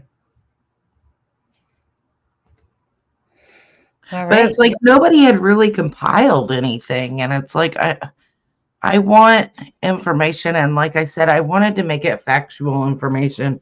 That's why, I kept my personal feelings out of it. And I put only pretty much what law enforcement or the parents have said. I think my favorite page on this is the contradiction page because there were so many of them. S-Dubs is falling asleep on you. I'm sorry. That's all good. No. Okay. I think that's good for tonight, to be honest with you. I know it's been a long day here for me. I wasn't planning on doing a live today. But we will be doing one tomorrow. We'll see what all happens here on Lore Lodge. I know I work till 4:30 and it starts at 4 o'clock my time, the Lore Lodge there. And then, hey, if Justin's going live with Tony and Seth, then we'll see what tomorrow breaks. Oops, yawning already. It's S Dubs there. It's his fault, her fault, his fault, her fault. It's just she, I think. I'm looking at the avatar. Yep, that's a she. Unless it was an 80s rocker hairstyle going on. I wasn't sure if it was. I didn't want to assume. Because sometimes you look at names and you think it's a male or a female sometimes, and they throw you off a little bit. Oh my goodness. Go ahead. So, with that being said, oh my goodness, I'm sorry. And now I'm starting to yawn. I blame you. You keep up your energy, go to sleep. Yeah, I need to get something to eat because I haven't had dinner or anything. Got off of work and just lots of stuff going on. And anyways, my final thoughts, Melissa, are gonna be, hold on. Well, first of all, thank you, Show Poodles, for becoming a YouTube member today. Again, you can use those Sebastian hearts, green hearts. Prayers, of course, to Captain Howdy and the situation going on there, regardless. Again, he was a true crime true crime acquaintance to me, friends, really good friends with others. Again, a very sad situation on that with taking his wife's life and his own life, but on the silver lining, yes, he did not take the child's life. So there's a blessing right there, thankfully. Poor child, though, and the therapy that child will end up needing, perhaps, for sure. And as for, oh my God, sorry guys, when it rains, it pours yawns. And as for Sebastian, again, it was a good live to go over this one as well, because like I said, most people don't really remember it and stuff like that. And again, just bringing awareness to Sebastian Rogers' case. Please hit that like and share in Sebastian's honor, not for because his channel is looking to gain a bunch of clicks and views. But the more clicks and views there are, the more his case is brought out there. I wish that some of these shit channels would realize what good they could do with their channels instead of bashing and, trashing Seth and stuff like that. In the sense of trashing other creators all the time and just really having a,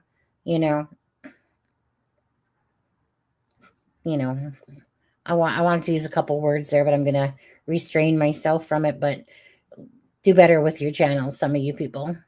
Do better. Make it about Sebastian and not the drama. Keep the awareness about Sebastian, and hopefully Sebastian 9 days, and it's a year for Sebastian.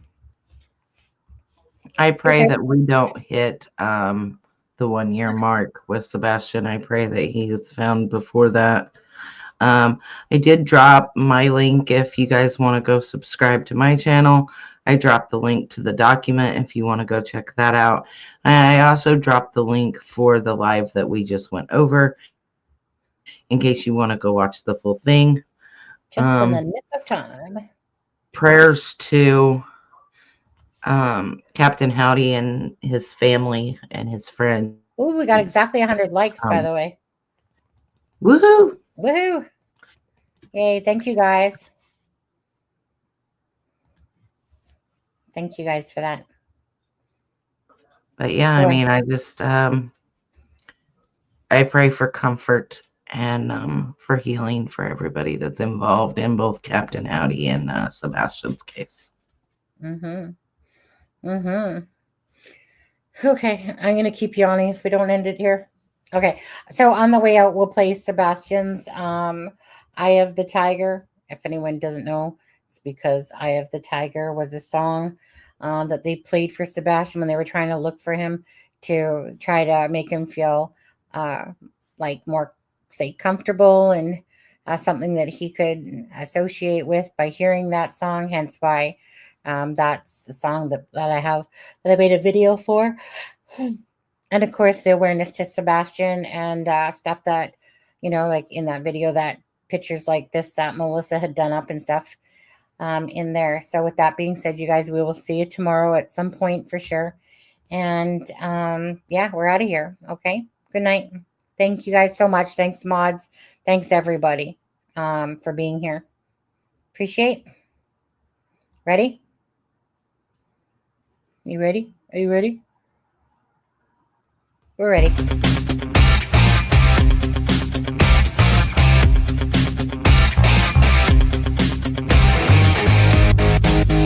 That's enough.